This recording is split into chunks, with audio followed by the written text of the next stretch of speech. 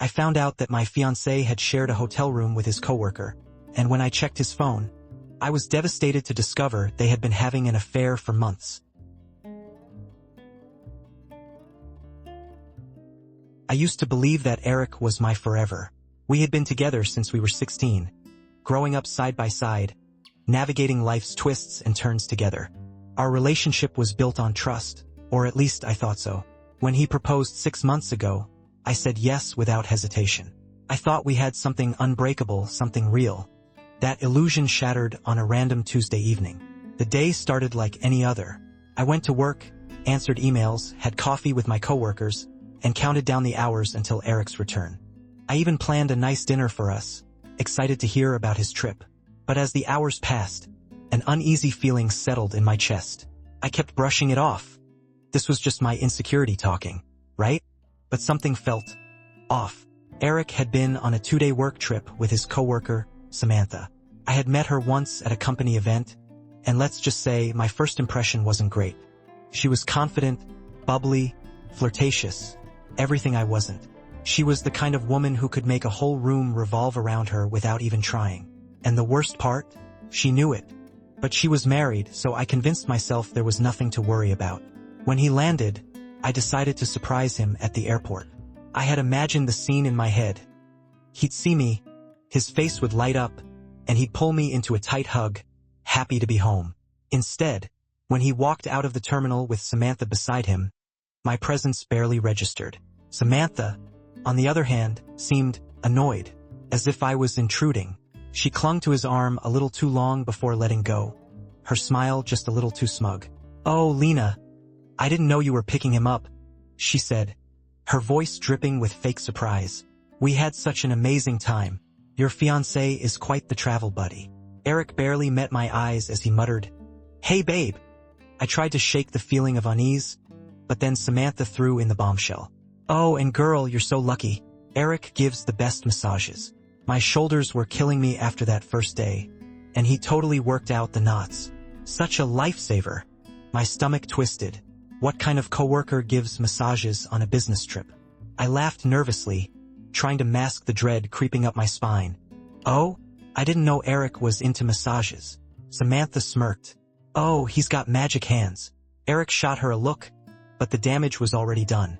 A cold weight settled in my chest, and for the first time in our relationship, I felt like I didn't know the man standing beside me. The ride home was quiet. Eric seemed distant, scrolling through his phone, barely acknowledging me. I should have confronted him right then, but fear held me back. I was afraid of what I'd find if I pushed too hard, so I convinced myself I was overreacting. But the doubts wouldn't go away. When we got home, Eric went straight to bed, exhausted from his long trip. That was my first red flag. Not a word about the conference. No enthusiasm about seeing me. Just a mumbled good night as he collapsed onto the mattress. I sat on the edge of the bed, staring at him, my heart hammering in my chest. Something wasn't right. I could feel it in my bones. And then, against my better judgment, I snooped. I opened his suitcase first, nothing suspicious. But when I checked the side pocket of his travel bag, my fingers brushed against something folded. I pulled it out and unfolded the thin slip of paper. I found the hotel receipt tucked inside his bag. 1 room, 1 bed. My hands trembled as I stared at the proof, but I still clung to some ridiculous hope that there was a logical explanation. Maybe there was a mix-up at the hotel? Maybe he slept on the couch?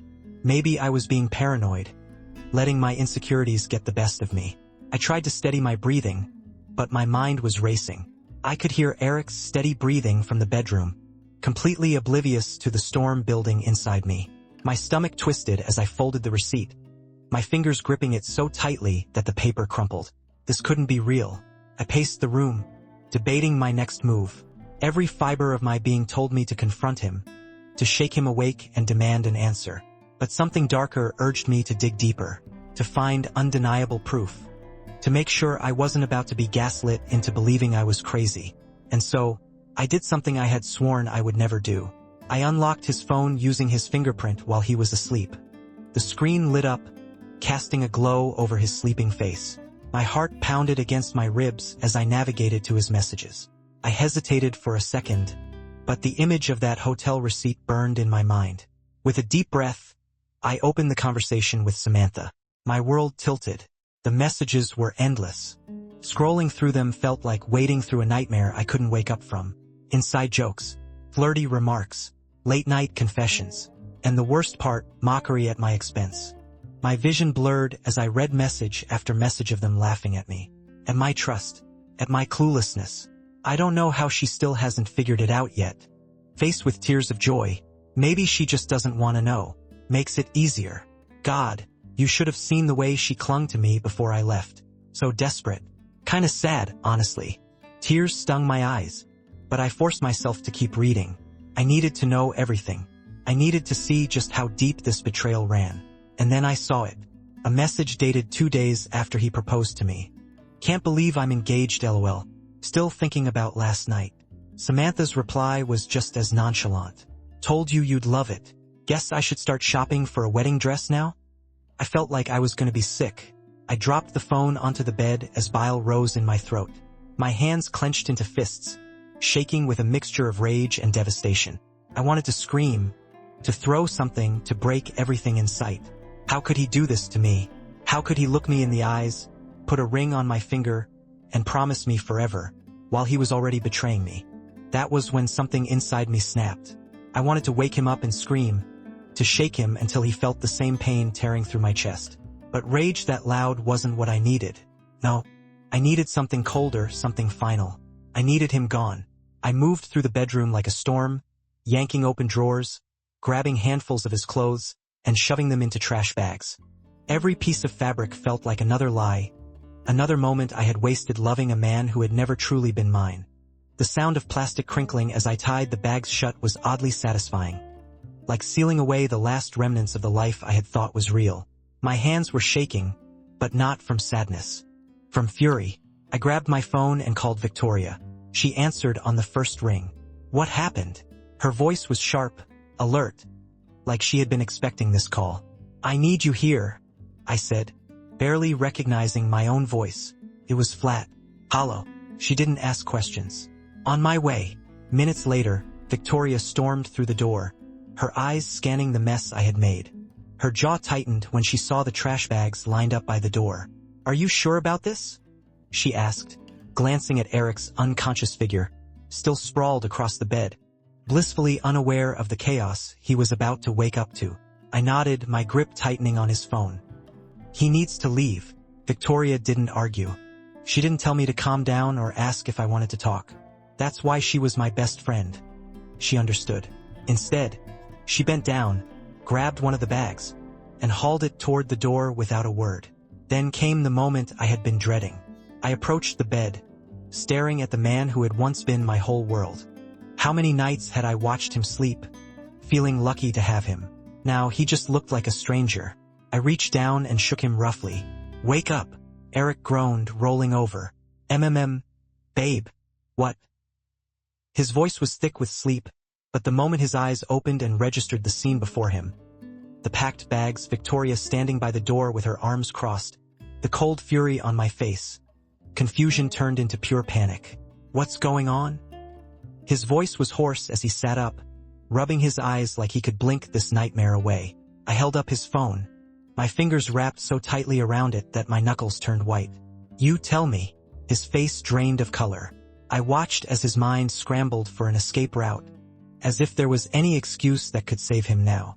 Lena, he started, voice breaking. I can explain. I let out a bitter laugh. Explain? You want to explain how you've been screwing Samantha for months? How you proposed to me while sleeping with someone else? My voice was steady, but my hands were trembling. Or maybe you want to explain the texts where you laughed at me behind my back? Eric's mouth opened and closed like a fish gasping for air. It wasn't like that, he stammered. I never meant to hurt you. I shook my head. You didn't just hurt me, Eric. You humiliated me. He lunged toward me, reaching for my hands, but I stepped back like his touch would burn me. Please, he begged, his voice cracking. It was a mistake, Lena. A stupid, meaningless mistake. I exhaled sharply, my grip on his phone tightening before I finally threw it onto the bed in disgust. A mistake, I spat. Cheating once is a mistake. Lying to me for months? That's a choice. Eric ran a hand through his hair, his breathing ragged. I was confused, he whispered. Things between us were moving so fast. I panicked. I scoffed. So your way of dealing with panic was to crawl into bed with someone else? Silence. Victoria stepped forward, her voice cutting through the tension. You need to leave. Eric turned to her, desperate. Victoria, please, you have to understand. She doesn't have to understand anything. I interrupted, my voice cold. Pack up whatever you need and go. I don't care where you go. Just get out. His shoulders slumped as the weight of reality finally sank in. He looked at me, eyes pleading.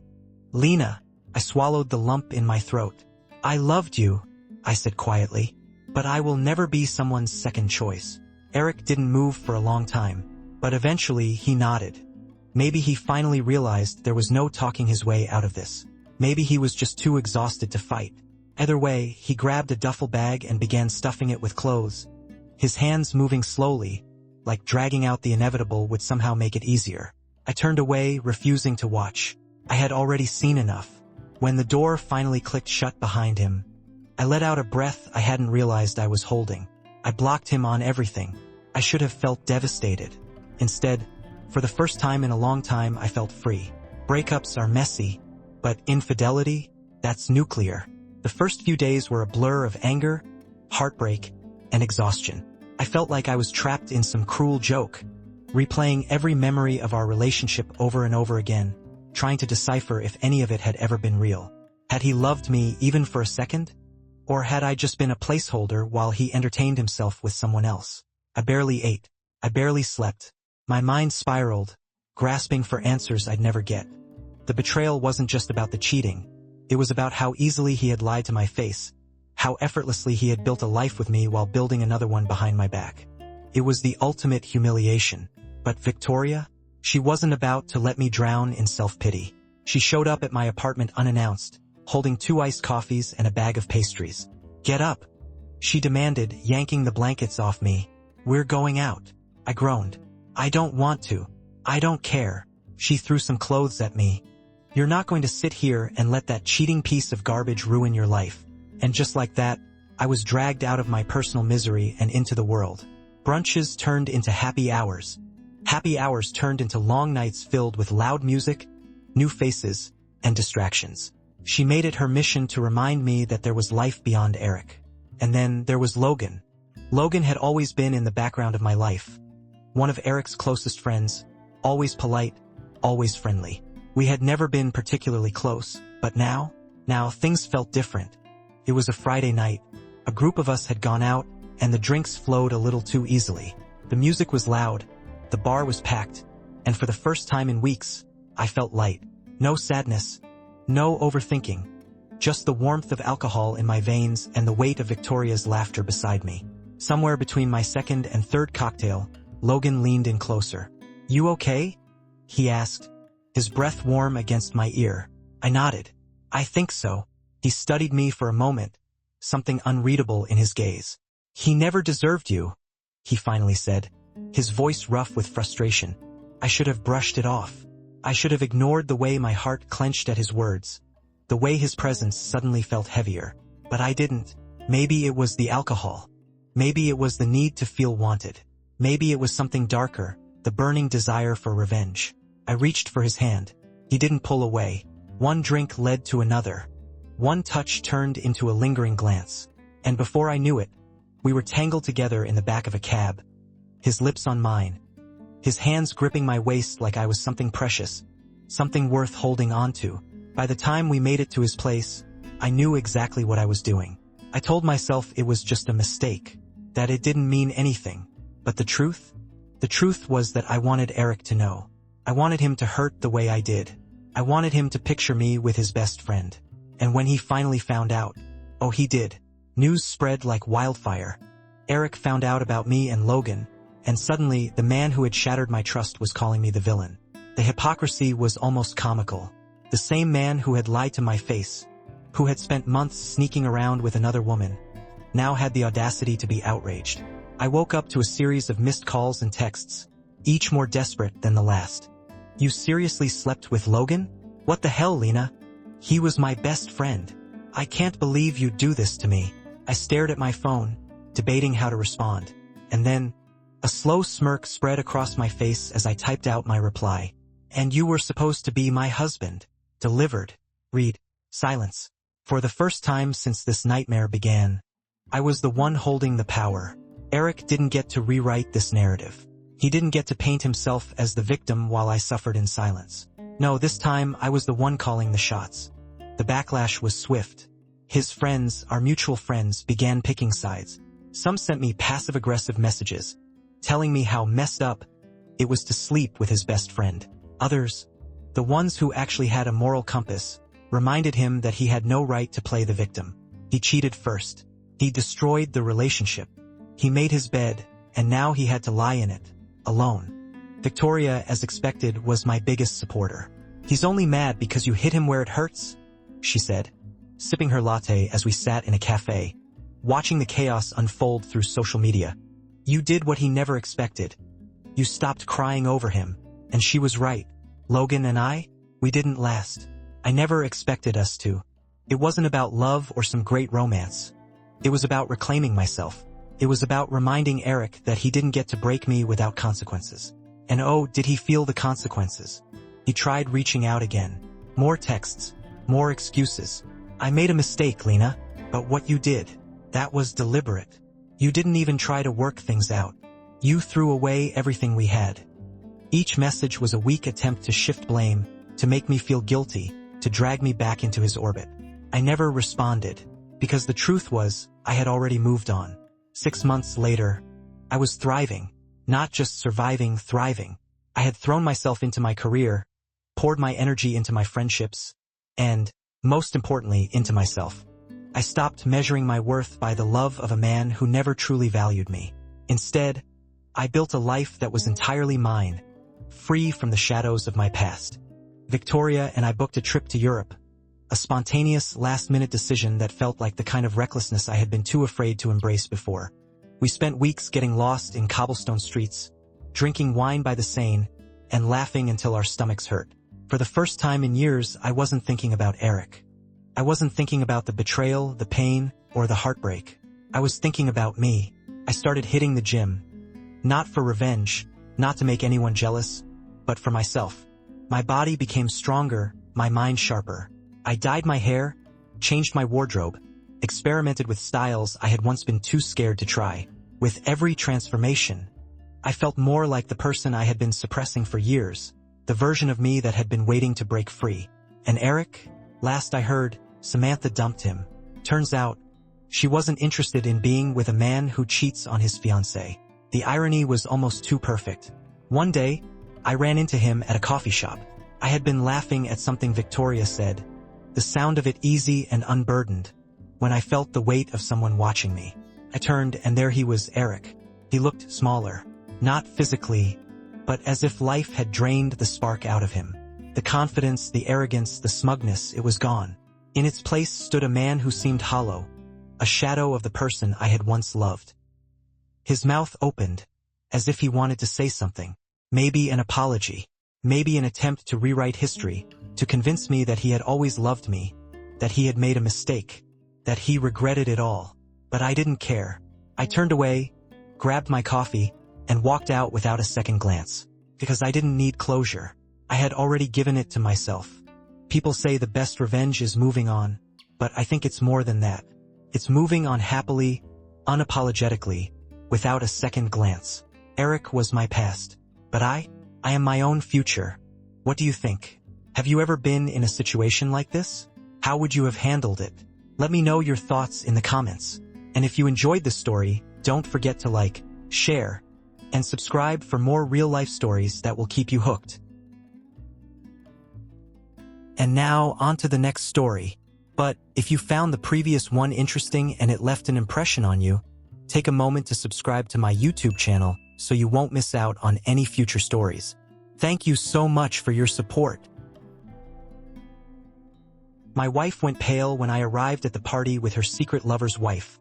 What happened next was pure chaos. I never thought I would be the kind of man to meticulously plan someone's downfall. I believed in loyalty, in trust, in the sanctity of marriage. But that was before I discovered the truth, before I uncovered the lies that had been woven so intricately into my life. Vanessa Reed was the woman I had given everything to. For 10 years, I had loved her, supported her, and built a life around what I thought was an unbreakable bond. And yet, behind the veneer of our perfect marriage, she had been sharing her nights with another man. Not just any man, but Cameron West, a real estate mogul who walked through life with an air of invincibility, believing he could take anything he wanted, including my wife. When I found out, I didn't explode. I didn't confront her with anger or accusations. No, I did something much worse. I stayed silent. I planned. I waited. And then, I set the stage for the grandest act of vengeance they would never see coming. It started with subtle changes. First, they were almost imperceptible, things I could have easily ignored if I hadn't been paying attention. Vanessa started dressing differently, favoring more fitted clothes, subtle yet distinct changes in her perfume, and a newfound obsession with her appearance. The gym became her second home, and she started skipping the homemade dinners she used to cherish, trading them for late work meetings that, conveniently, had no end in sight. Her phone, once an afterthought she would leave around the house, was now practically an extension of her hand. It was always locked, always face down, and she had developed this habit. A quick glance at the screen, a smirk barely perceptible, before tucking it away like it held the world's deepest secret. Conversations between us, once filled with laughter and genuine connection, grew shorter, colder. It was as if she had begun rehearsing our interactions, making sure she gave just enough to maintain normalcy but never enough to invite curiosity. I chalked it up to stress. I reasoned that maybe she was just trying to feel better about herself, to reclaim something she thought she had lost. I even convinced myself that maybe I had been neglecting her, that perhaps there was something I could do differently. But the feeling gnawed at me, an unease that settled into my bones. And then, one evening, she made a mistake.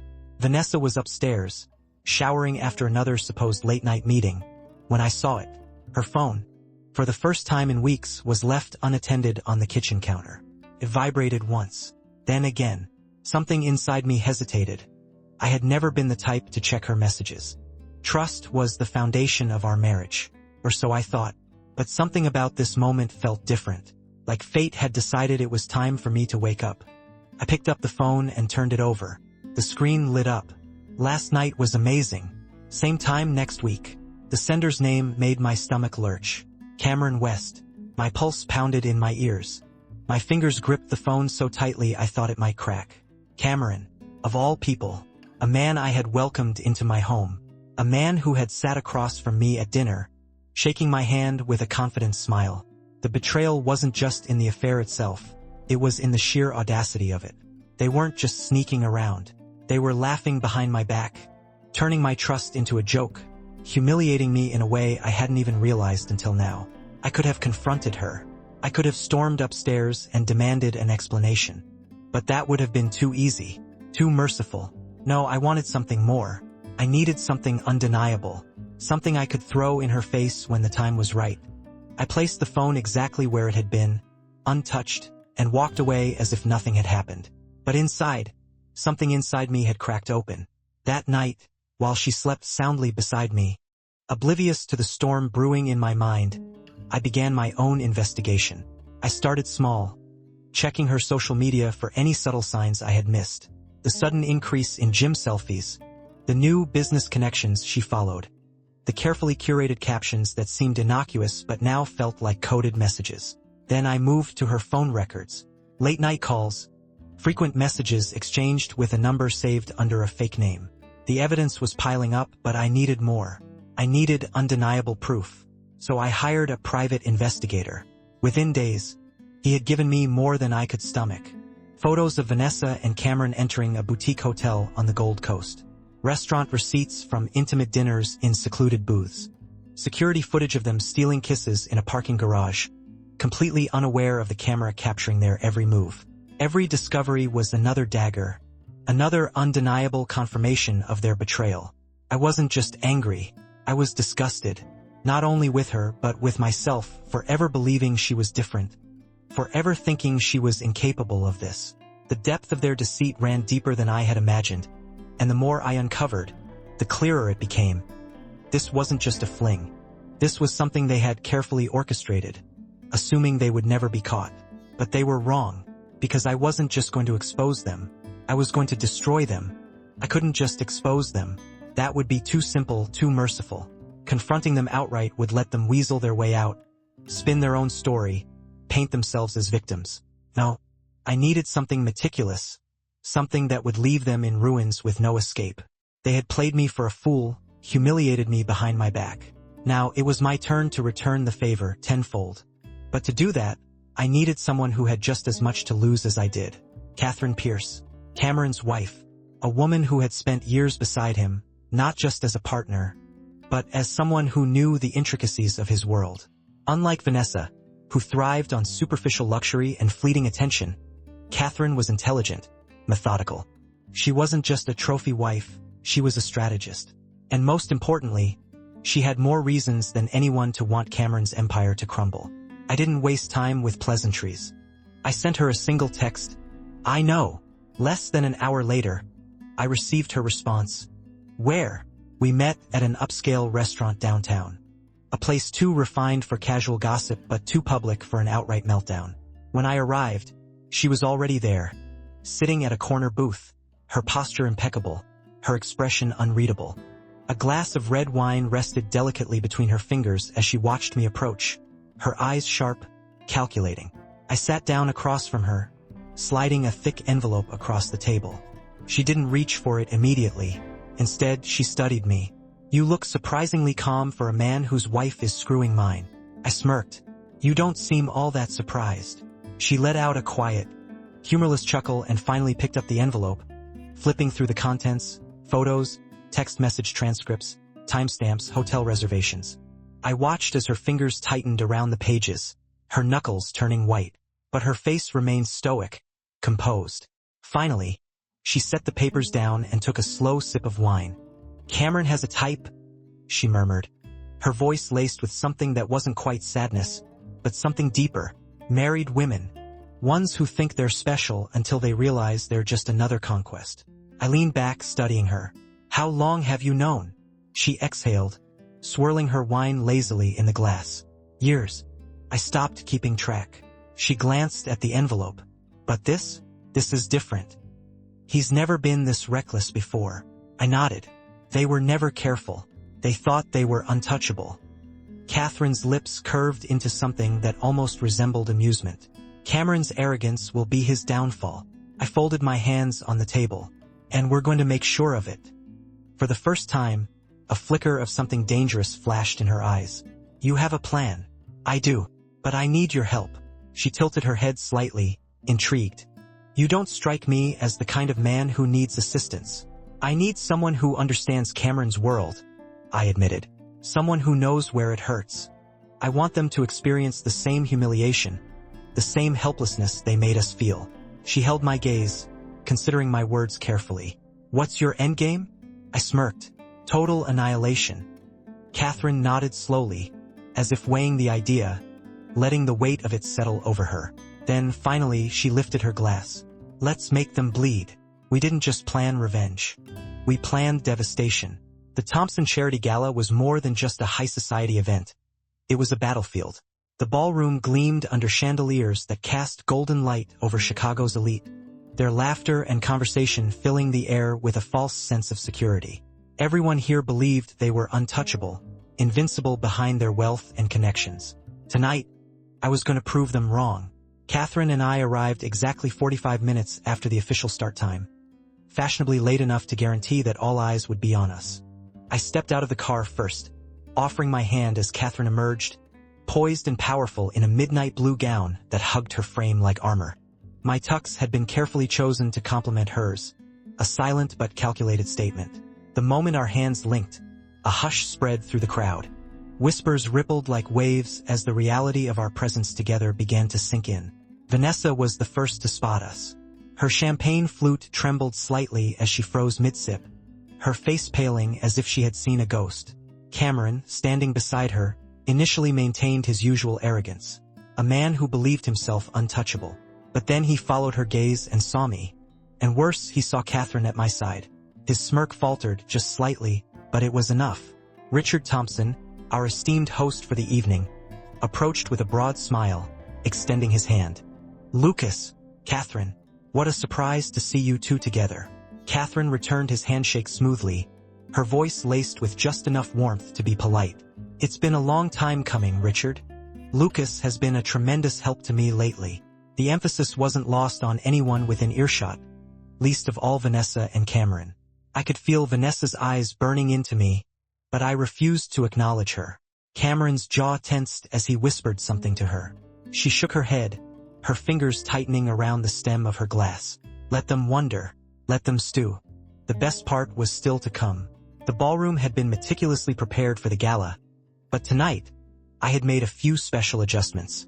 Massive screens lined the room, originally meant to showcase charity initiatives, past successes, and generous donors. At precisely 9:30 p.m., the screens flickered, and the prearranged slideshow abruptly cut off. In its place, the first image appeared. Vanessa and Cameron stepping into a luxury hotel. A murmur of confusion spread through the guests. Then came the next image. Vanessa in Cameron's arms in a dimly lit hallway, their faces close, lips inches apart. A gasp rippled through the crowd. The images continued, each one damning, each one leaving less and less room for doubt. Them in a restaurant booth, hands intertwined, a grainy security camera still of a stolen kiss in the parking garage. Then came the text messages. Last night was incredible. I can't stop thinking about you. Same time next week? God. I wish I could just have you all to myself. The whispers turned into outright exclamations. Conversations stopped. People reached for their phones, some to record, others to message those who weren't here to witness the spectacle. And finally, the piece de resistance. A hotel booking confirmation. Vanessa's name printed clearly beside Cameron's. Silence fell. The weight of the evidence was suffocating. Vanessa stumbled forward, her face a mask of disbelief and horror. Lucas, please. I turned to face her, my expression impassive. No, my voice was cold. Final. You don't get to explain. Her lower lip quivered. It's not what it looks like. A dry laugh escaped me. Oh, so you're gonna tell me the cameras are lying? That these messages are just friendly exchanges? I gestured toward the screens, where yet another damning piece of evidence flashed. Tell me, Vanessa, what exactly were you doing in a hotel room with him? Cameron finally snapped out of his frozen state. He stepped forward, anger flickering in his eyes. You think this will ruin me? His voice was low, dangerous. I own this city. Catherine chose that moment to step in, her tone sharp as a blade. Not anymore. She tilted her head, eyes gleaming. Your investors saw the financial reports we sent out this morning. The SEC is already digging into those offshore accounts you thought were well hidden. Cameron's face lost all color. You wouldn't. Oh, but we did. I cut in. And that's just the beginning. Security guards began moving toward Vanessa and Cameron. The guests were no longer pretending not to watch. They were fully enthralled, enraptured by the public downfall of two people who had, until now, been at the top of their world. Cameron's fury boiled over. This isn't over, he spat. You'll regret this. Catherine smirked. The only thing I regret is not doing this sooner. A security guard placed a firm hand on Cameron's shoulder, but he shoved it off. He turned back to me, his expression twisted in rage. You think you're better than me, Callahan? I took a step forward, lowering my voice so only he could hear. No, Cameron, I just don't get caught. His nostrils flared, but before he could say another word, security intervened, escorting him and Vanessa out of the ballroom. Their downfall witnessed by every influential person in Chicago. The affair was a scandal, but their financial ruin? That was the true death sentence. As the doors shut behind them, I picked up a glass of champagne from a passing waiter and turned to Catherine. To new beginnings. She clinked her glass against mine, a victorious glint in her eyes. And to spectacular endings. Vanessa tried to reach out, again and again. Calls, texts, emails, each one a desperate attempt to reclaim something that had already crumbled. Lucas, please, we need to talk. You have to let me explain. I made a mistake, but it doesn't erase everything we had. I never responded. There was nothing left to say. She had already rewritten our history the moment she chose deception over honesty. I made sure she got nothing in the divorce. Not the house, not the money, not the social status she had once wrapped around herself like armor. The same wealth and privilege she had taken for granted was stripped from her in an instant. The social circles she once commanded turned cold. Friends she had laughed with at gala dinners now whispered behind her back. The invitations stopped coming. The looks of admiration turned to judgment. She went from being Vanessa Callahan, the perfect wife of a successful businessman, to Vanessa, the woman who lost everything because she thought she could have it all. Cameron's fall was even greater. Stripped of his empire, his reputation obliterated, he was left drowning in lawsuits, SEC investigations, and the kind of financial ruin that no PR spin could salvage. The investors fled first, distancing themselves from him like rats escaping a sinking ship. The media feasted on his downfall, headlines painting him as a fraud, a liar, a cautionary tale of arrogance meeting consequences. One by one, his business partners abandoned him, afraid that even being in his proximity would taint their own legacies. His company crumbled, his assets were seized, and the very same people who once praised his vision were now dissecting his failures on morning talk shows. Last I heard, he had moved into a rental outside the city, far from the penthouse suite he used to brag about. The man who once claimed to own this city now barely owned his own dignity. And me? I walked away, not just from Vanessa, not just from Cameron, but from the man I used to be, the man who believed in loyalty, trust, and blind devotion. That version of me had died the night I discovered the first lie. The night I realized that love, when given to the wrong person, could be the sharpest weapon against you. I was different now, stronger, colder, and for the first time in a long time completely free. I had no regrets, no second thoughts, just the quiet satisfaction of knowing that justice had been served, not by some higher power but by my own hands, and that was more satisfying than any revenge could ever be. Revenge isn't just about payback, it's about reclaiming your power, and sometimes, the best revenge isn't just making them lose, it's making sure they know they'll never win again. What do you think? Was justice truly served? Or was this a step too far? Let me know your thoughts in the comments, and if you enjoyed this story, don't forget to like, share, and subscribe for more gripping tales. Your support means everything. And now, on to the next story. But if you found the previous one interesting and it left an impression on you, take a moment to subscribe to my YouTube channel so you won't miss out on any future stories. Thank you so much for your support. My sister chose her friend's lies over me. She believed I got her friend pregnant, cut me off, and now she's begging for help after losing everything. I never thought a casual night at home would turn into the biggest nightmare of my life. My name is Cole, and up until last year, I thought my family was unbreakable. I had a great job, a decent apartment, and a younger sister, Sophia, whom I loved dearly. We weren't super close, but I always had her back when things got tough. She was my only sibling, and I believed that no matter what, we'd always stick together. I was wrong. It all started with an unexpected phone call. It wasn't one of those routine check-ins from my parents or an old friend reaching out. It was Amber. Just seeing her name flash across my screen made me hesitate. We barely knew each other, aside from the occasional polite nod at family gatherings when she tagged along with Sophia. There was no reason for her to call me. Curious but wary, I picked up. The moment I said, "Hello?" her voice hit me like a ton of bricks. Shaky, uneven, like she had been crying for hours. "Cole," she breathed. "You need to step up and take responsibility." I sat up straighter, my heart kicking up a notch. "What? Responsibility for what?" "For my pregnancy," she said, her voice cracking. For a split second, I was sure I had misheard. Then I let out a sharp, incredulous laugh. "Amber, I have never even been alone with you. What the hell are you talking about?" There was silence, then a shaky inhale. "Don't pretend, Cole. You know what happened." I could hear her sniffling, her breath coming in ragged gasps. And yet, instead of feeling sympathy, a cold sense of unease crawled up my spine. This wasn't just some mistake. This was calculated. My voice hardened. "No, Amber, I really don't. So how about you start explaining before I hang up?" Her sobs grew louder, but now they felt forced. "I don't want to do this, Cole," she whispered. I thought you would be a man about this. I thought you'd at least help me. I don't want to ruin your life, but I can't do this alone." A sickening realization hit me all at once. This wasn't just some confused accusation. She was laying the groundwork for something much bigger. She was setting the stage for everyone else to believe her too. Amber, I said slowly, gripping my phone tighter. Tell me you haven't told anyone else this. Another pause. Then the real bombshell. Sophia knows. Everything inside me went still. You what? My voice came out low, almost a whisper.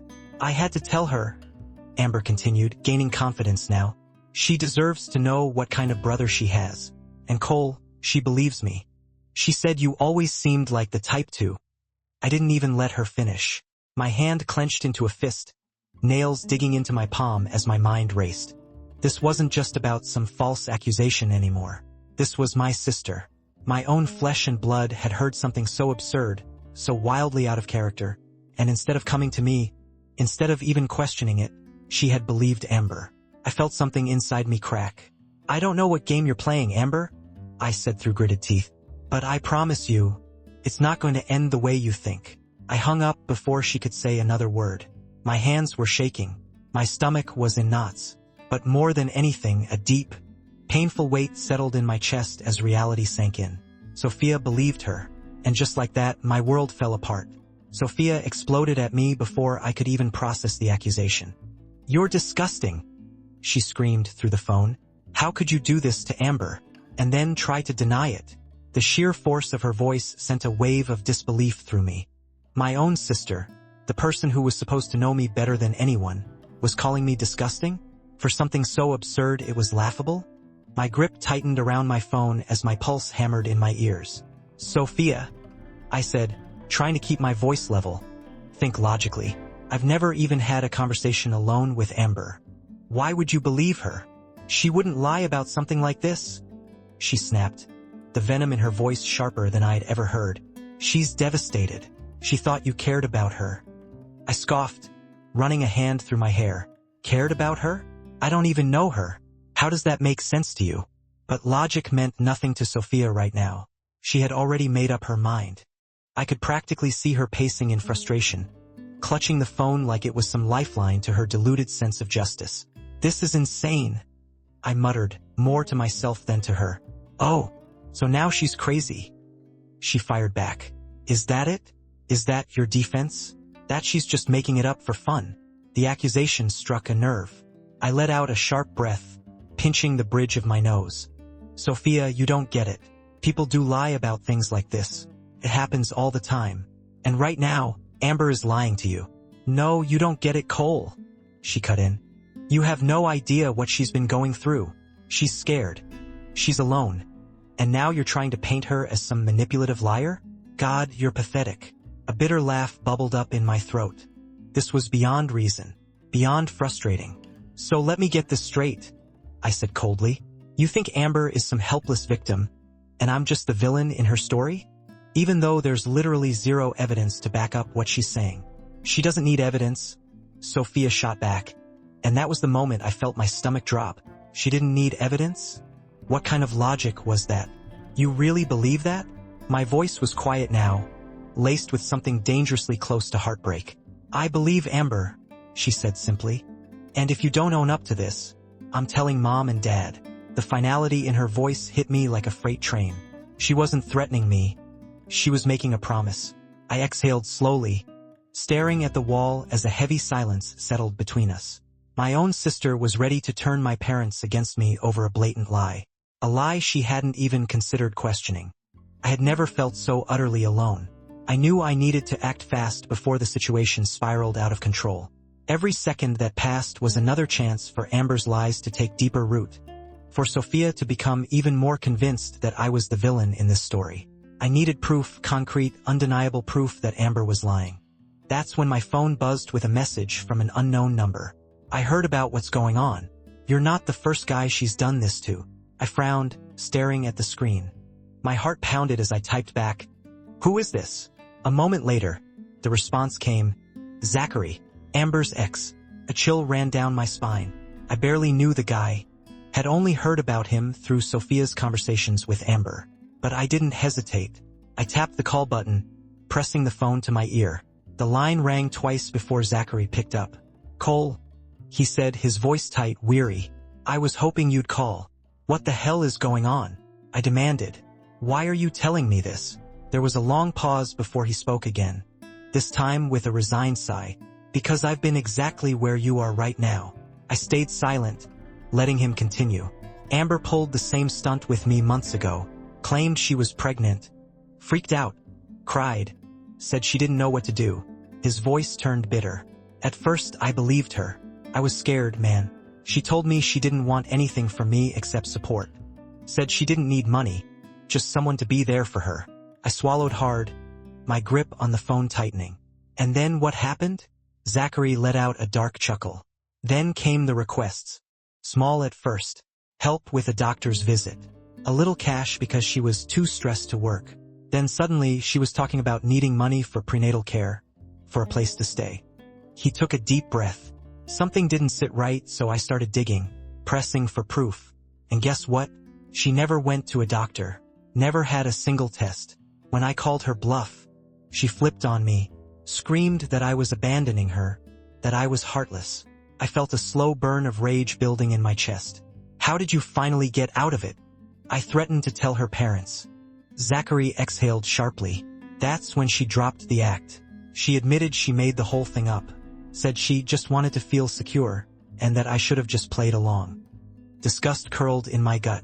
Why didn't you warn me before? I thought she had stopped, he admitted. I thought maybe she'd learned her lesson, but I guess she found herself another target. I ran a hand down my face. This changes everything. Yeah, Zachary agreed. But now you need to be smart. You can't just tell people she's lying. You have to prove it. He was right. If I wanted to clear my name, I needed evidence. And I needed it fast. Armed with what Zachary had told me, I knew I had to act. I couldn't let Amber's lies continue unchecked. The first step was talking to my parents. To their credit, they didn't immediately take Amber's claims as truth. But they didn't dismiss them either. They listened, nodding slowly as I laid out everything Zachary had told me. The manipulation, the fabricated pregnancy, the emotional blackmail. Dad leaned back in his chair, his jaw tight. This is a serious accusation, Cole. Are you absolutely sure? Beyond sure, I said firmly. She never had any proof. She pulled the exact same stunt with Zachary. He confronted her, and she admitted to making everything up. Mom wiped her hands against her jeans anxiously. But why would Sophia believe her so blindly? She knows you, Cole. She should have at least asked for your side before taking Amber's word as gospel. I exhaled heavily, frustration boiling beneath my skin. Because Amber is good at what she does. She plays the victim perfectly, and Sophia wants to believe she's helping someone who's in need. My parents exchanged a look. I could tell they wanted to believe me, probably even did, but they also knew this wasn't something they could resolve for me. I had to confront Sophia myself, and so I did. When I knocked on her door, she didn't hesitate to open it. But the moment she saw my face, her expression darkened. What do you want? To talk, I said. My voice steady despite the storm brewing inside me. Sophia, please, just hear me out. She crossed her arms, leaning against the doorway. Oh, so now you want to explain? After trying to gaslight Amber and make her seem like a liar, I clenched my fists at my sides. She is a liar, Sophia. She did the same thing to Zachary. She never had a pregnancy scare. She just wanted control, money, attention. Sophia scoffed. Of course you'd say that. Anything to weasel your way out of this. I felt my patience snapping like a frayed wire. God, Sophia, do you hear yourself? When have I ever given you any reason to doubt me like this? When have I ever lied to you? People change, she shot back. You could be lying now. Or maybe you just don't want to admit you're wrong. I countered, my voice dropping. Maybe it's easier for you to keep believing Amber than to admit she played you. Her nostrils flared. Get out. Not until you listen, I said, taking a step inside. She's using you, Sophia. She's done this before and she'll do it again. You're just another pawn in her game. But you don't have to be. You can walk away from this before it's too late. Her expression faltered, just for a second. But then her anger returned, stronger than before. No, you don't get to twist this around on me. You hurt her, and you're going to pay for it. If you don't own up to this, I'm telling Mom and Dad, she warned, her voice like ice. And just like that, I realized there was no getting through to her. Amber had sunk her claws in deep. She had convinced Sophia that I was the enemy, and no amount of truth was going to change that. I turned on my heel, my heart hammering against my ribs. Do what you want, Sophia. But don't say I didn't warn you. When I returned home, my parents were waiting. One look at my face and Dad knew. She wouldn't listen, would she? I shook my head, my throat too tight to speak. Dad's jaw clenched.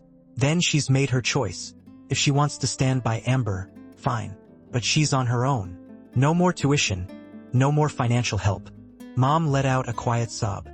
We raised you better than this, Sophia. And yet, even as I heard those words, I knew deep down. She wasn't going to back down. She was too far gone. Sophia packed her things and left our parents' house without a word to me. I watched from the doorway as she loaded up her car, her face set in a determined scowl. She didn't even glance my way. She had made her choice and she was sticking to it. Mom cried for days. Dad was angrier than I had ever seen him, but it wasn't the kind of anger that erupted. It was the cold, simmering kind that settled deep into his bones. He wouldn't even say her name at the dinner table. Amber predictably vanished. She stopped responding to Sophia's messages, probably realizing that she couldn't milk me or my family for money anymore. She had gotten what she wanted, chaos, and now she had moved on to her next target. I should have felt relieved, but I didn't, because the damage was already done. Weeks passed, then months. Life settled into a strange, hollow normalcy. The absence of Sophia was like an open wound in our family, one we tried not to poke at too much. Mom still left a place for her at the table for a while, before eventually giving up.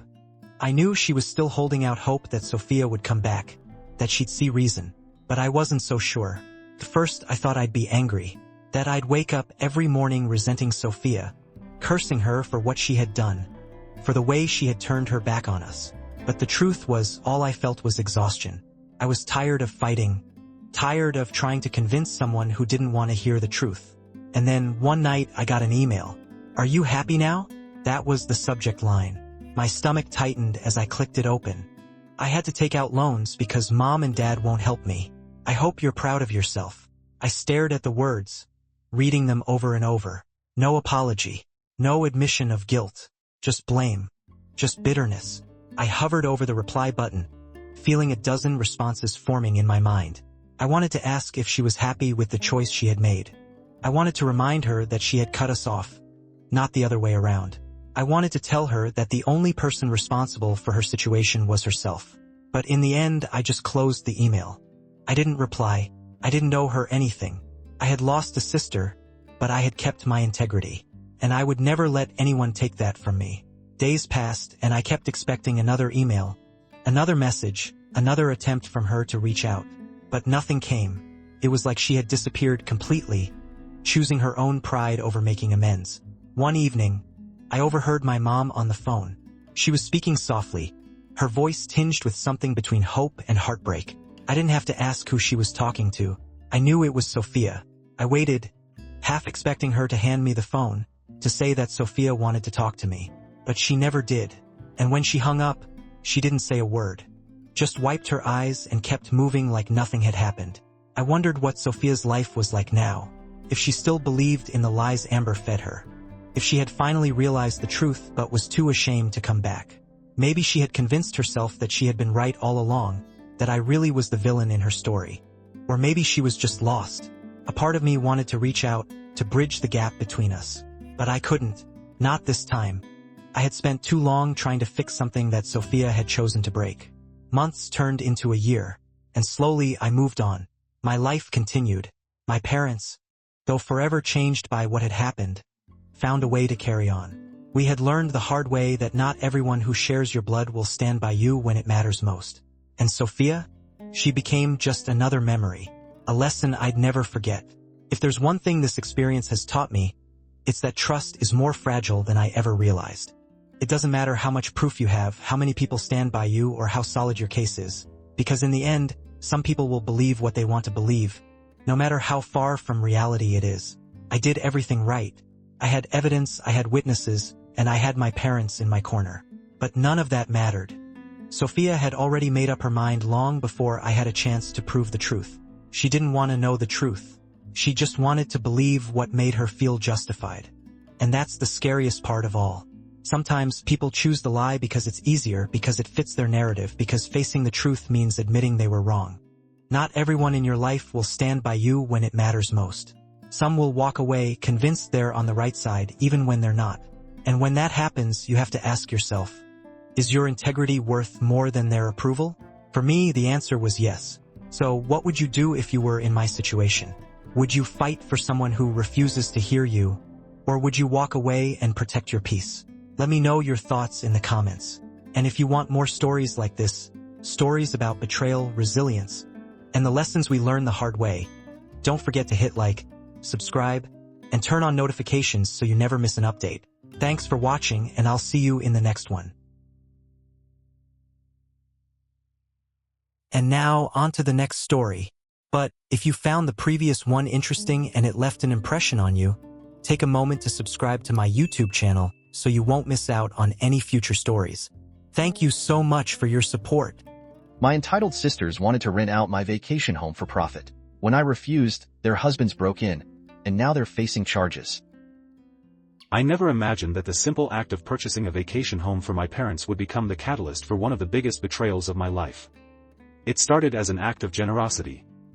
A way to give back to my mom and dad after everything they had done for me. But what happened next? Lies, greed, and ultimately, crime. If you think family disputes can't escalate into full-blown scandals, buckle up, because this story takes a turn that even I couldn't have predicted. My name is Benjamin. And my wife Lauren and I live a comfortable, child-free life. Unlike my two older sisters, Melissa and Angela, who both have large families and struggle financially despite their husbands, Eric and Jonathan, earning decent salaries, we've always been careful with money. We planned ahead, made responsible choices, and built a life that allowed us the flexibility and freedom that my sisters often resented. Our financial discipline wasn't something we flaunted, but it was obvious enough to stir tension. While Melissa and Angela constantly complained about bills, school fees, and car payments, Lauren and I were taking well-planned vacations, investing in property, and living without the financial strain they endured. It didn't help that our parents, Henry and Nancy, praised our responsibility. I could sense the simmering resentment. The way my sister's casual remarks about having it easy carried an undercurrent of bitterness. When I bought a mountain vacation home, it wasn't meant to be a secret. But knowing my sisters, I chose to put it under my parents' names to avoid the inevitable drama. I had no intention of using the house as some personal getaway. I wanted my parents to have a peaceful retreat. A place they could finally enjoy after years of hard work. The problem was, I underestimated my sister's entitlement. At first, they didn't think much of it. The house was simply Mom and Dad's vacation place. But as time passed, I noticed small, insidious changes in their behavior. They started treating it as an inheritance in waiting, making comments about how one day it would be part of the family's legacy. I dismissed it, thinking they were just being dramatic. I should have been more cautious. The real trouble began when Melissa casually mentioned that her friends were so jealous she had access to a vacation home. The way she said it, as if she owned it, sent an uneasy chill down my spine. Angela chimed in, joking that at least they finally got something out of being part of this family. I realized, too late, that they weren't just seeing the house as a family retreat, they saw it as theirs. Things came to a head at a summer barbecue at my parents' house, an event I had no intention of attending. I should have trusted my instincts. But my mother, always the peacemaker, guilted Lauren and me into showing up. "They're your sisters, Benjamin. Don't let small things come between you," she said. I sighed, knowing full well that small things had never been the issue. By the time we arrived, the air was already thick with tension. My sisters and their husbands were several drinks in, laughing louder than necessary, their eyes gleaming with something I couldn't quite place. The moment Melissa spotted me, her lips curled into a smirk. "Look who finally decided to show up," she announced. The words were casual, but the tone dripped with something heavier, resentment, accusation. As we moved through the party, the topic of the vacation home came up almost immediately. Angela wasted no time bringing it up. "We were just talking about how amazing it is to have a family getaway spot," she said, swirling the drink in her hand. "It's a shame we don't get to use it more." I braced myself, recognizing the trap before the jaws even snapped shut. Melissa leaned in. "Yeah, Ben. Since Mom and Dad aren't up there all the time, we were thinking. Why not let us use it more often? You know, really use it. There it was. The demand. The presumption. I set my drink down carefully. I don't think that's a good idea, I said, keeping my voice measured. Mom and Dad decide who uses it. Jonathan, who had been mostly quiet until now, scoffed. Come on, man. We're family. What's the harm? I could feel my pulse quicken. The harm is that it's not a timeshare. It's for Mom and Dad. Melissa's smile faltered. Right, but they barely use it. I mean, honestly, Ben, you don't even have kids. Why should you get all this extra property just sitting there when we have families that could really enjoy it? Lauren shifted beside me, her grip tightening around my arm. She knew this was turning into something uglier than a simple family discussion. Because I bought it. For them, I said, my voice now clipped. Silence. Then, Angela laughed, a cold, humorless sound. Wow. So that's how it is?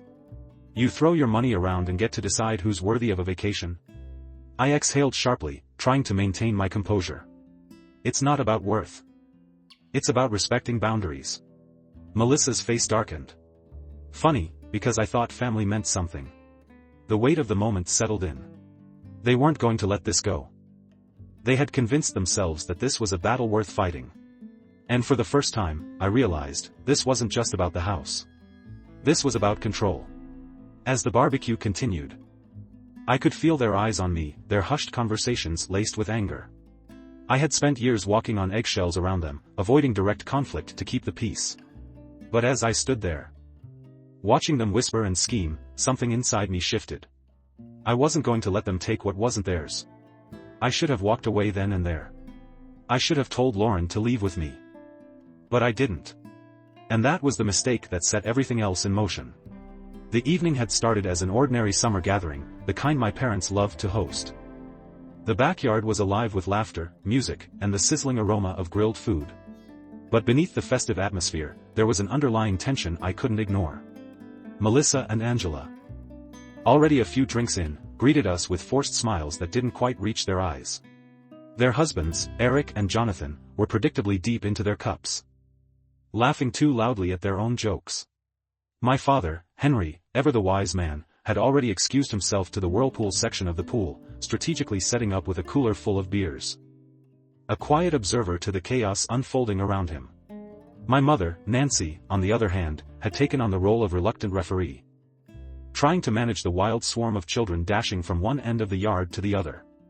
Lauren and I barely had time to settle in before the first signs of impending disaster began to show. The kids, hopped up on sugar and excitement, had started a game that could only end badly. I noticed them conspiring near the pool, whispering and giggling while sneaking glances at the adults.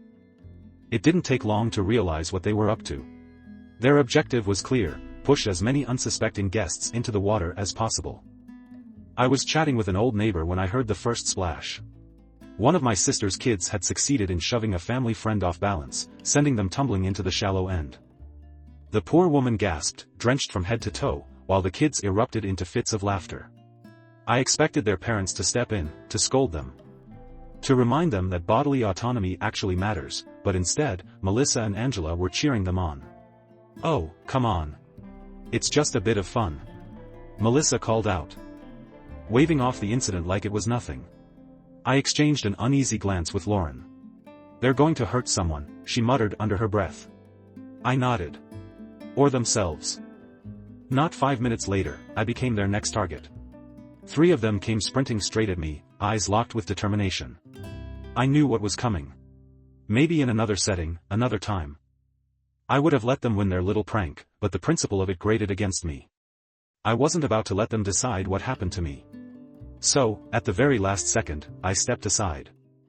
The momentum carried them forward, and before they could even realize their mistake, they plunged headfirst into the water. For a split second, everything was still. Then, chaos. The moment their heads broke the surface, their wails filled the air. 2 of them couldn't swim. The other was flailing, panicking. But before I could react, the other adults, sober ones, were already pulling them out. The entire party fell silent, all eyes darting between the drenched kids and their seething parents. Melissa and Angela lost their minds. "What the hell is wrong with you?" Angela screamed, shoving past people to get to her crying son. "You just stood there and let them fall." I stared at her, incredulous. "Are you seriously blaming me for them running at me? I didn't touch them." Melissa turned to Lauren, as if she'd be the voice of reason. "You're really okay with this?" Lauren crossed her arms. "I think it's about time you start watching your own kids instead of expecting everyone else to." It was the kind of statement that shattered whatever thin veil of civility was left. The shouting match began. As if things weren't bad enough, one of the other kids started yelling, "My phone. My phone is in the pool." And that's when the real meltdown started. Melissa and Angela whipped around, demanding to know what happened. One of the drenched kids admitted they'd been filming the prank to show their friends later, but now their precious iPhones were at the bottom of the pool. Eric, in his drunken wisdom, decided he would be the hero. He stumbled toward the edge, fully clothed, and jumped in after them. Except, Eric had zero coordination in his state. Instead of retrieving the phones, he sank like a brick, flailing uselessly before realizing he couldn't hold his breath long enough. He resurfaced, coughing and sputtering, before making a second attempt. By now, most of the guests were openly laughing. Even my father, from his peaceful sanctuary in the whirlpool, let out a low chuckle. Melissa, mortified, screamed at Eric. "Just get out. I swear to God. You're embarrassing me." Eric, finally realizing he wasn't going to recover the phones, pulled himself out of the pool, soaking wet and red-faced. He glared at me. "You think this is funny, huh?" I shrugged. "Not as funny as watching you try to be Aquaman." Melissa turned on me again. "You're such a selfish asshole, Ben. You always have been. You can't even take a joke." "A joke? You mean letting your kids shove people into the pool and expecting no consequences?" I shot back. "Or are we talking about the part where you refuse to take responsibility for literally anything?" Angela, seething, took a step forward. "You know what, Ben? Maybe if you actually had a family, you'd understand what it's like." Lauren inhaled sharply beside me. That was it. The moment where I knew, without a doubt, that any chance of salvaging our relationship was gone. I looked at both of them, then over at Eric and Jonathan, standing there like wet dogs. "We're done here," I said simply. I took Lauren's hand and started walking away. And I didn't look back. A few weeks after the disastrous barbecue, I received a text from Eric. It was as casual as if he were asking about the weather. "Hey man, when are you sending the money for the phones?" I stared at my screen, dumbfounded. Was he serious? After everything that had happened? After their kids had tried to shove me into the pool and nearly drowned themselves in the process, they still had the audacity to demand that I reimburse them? A slow, incredulous laugh bubbled up in my throat. Lauren, reading over my shoulder, muttered, "You have got to be kidding me." I didn't even bother responding. I blocked his number. But that was just the beginning. That you're refusing to help them out when they're in financial trouble. Help them out? I asked, bewildered. Since when am I their personal ATM? Mom hesitated. Melissa, she mentioned something about the vacation house. I didn't quite understand, but she seemed upset that you weren't letting them use it anymore. A chill ran down my spine. What do you mean? Use it? My mother sighed, clearly uncomfortable. She said they've always had access and that suddenly changing that was unfair. Something wasn't right. I hung up and immediately drove to the mountain house, an uneasy feeling settling in my stomach. When I arrived, I noticed something was off. The driveway, usually undisturbed, had deep tire tracks. The front porch had small scuff marks, as if someone had been moving furniture in and out. And when I stepped inside, I was hit with the undeniable scent of unfamiliar people, not the usual faint lavender my mother liked to spray. The final straw was when I found a receipt on the kitchen counter. A cleaning service invoice, from last weekend. I wasn't there last weekend. My parents weren't there last weekend. So who the hell had been in my house? I went straight to my computer and checked the security system. At the time, I had only basic cameras set up at the front and back entrances. As I reviewed the footage, my jaw clenched. Strangers. Coming in and out with luggage. A woman on the porch sipping coffee as if she were on vacation. A group of guys grilling in my backyard like they owned the place. My hands were shaking as I scrolled back further. This wasn't an isolated incident. It had been happening for years. I felt physically ill. It didn't take much digging to put the pieces together. Melissa had been renting out the vacation home on short-term rental sites. I found the listing easily. It was under a generic name, but the photos were unmistakable. My furniture, my backyard, my parents' retreat, all being sold to the highest bidder for weekend getaways. My stomach twisted when I saw the reviews. People raving about their cozy weekend escape. Someone even mentioned Melissa by name, as the host. I clenched my fists so tightly my nails dug into my palms. Angela had known. Even if she hadn't been directly involved, she had to have known. That night, I called Melissa. She didn't even try to deny it. I had no choice, she said, her voice laced with irritation, as if I were the unreasonable one. We've been struggling. You don't even use the house that much, Ben. It just made sense to put it to good use. I almost dropped my phone. Put it to good use? You've been making thousands of dollars off something that isn't yours. She scoffed. Oh, please. It's not like you need the money. I nearly saw red. That's not the damn point, Melissa. You stole from me. You stole from Mom and Dad. Don't be dramatic, she sighed. They wouldn't have minded if they knew. That was it. The sheer entitlement dripping from her words pushed me over the edge. We're done, I said coldly. Consider your access revoked. I changed the locks that very night. I installed motion sensors and additional security cameras. But deep down, I knew, I had underestimated just how desperate they had become. And I had no idea just how far they were willing to go. Just when I thought things had calmed down, my sister's husbands, Eric and Jonathan, escalated everything to a whole new level. One night, long after I had changed the locks and installed the security system, I got a phone call from my property manager, Anthony. Benjamin, we've got a problem, he said, his voice edged with urgency. Your cameras just picked up 2 men breaking in. I shot upright in bed, my heart pounding. What do you mean, breaking in? I mean, they cut through the damn gate, and now they're inside the house. I felt my blood run cold. Call the cops. Right now. Anthony didn't hesitate. Within minutes, I was watching live security footage on my phone as the flash of an angle grinder lit up the night. Sparks flew as Eric and Jonathan methodically cut through the heavy-duty chain I had installed on the front gate. When that wasn't enough, they rammed the gate with their truck until it finally gave way. They marched right up to the front door, where Jonathan pulled out a crowbar and went to work. It took them several minutes. But eventually, the wood splintered under the force. The door swung open, and they stepped inside. What they didn't know was that my motion sensors had already sent an alert the moment they crossed onto my property. They also didn't know that my security cameras captured everything.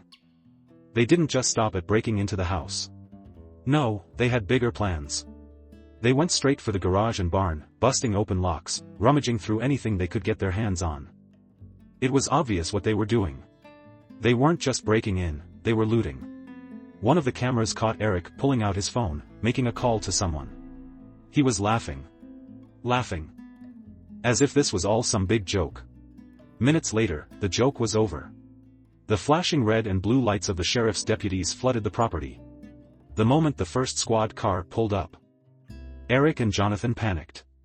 I watched from my phone as they scrambled like cockroaches, tripping over themselves, trying to figure out whether to hide or run.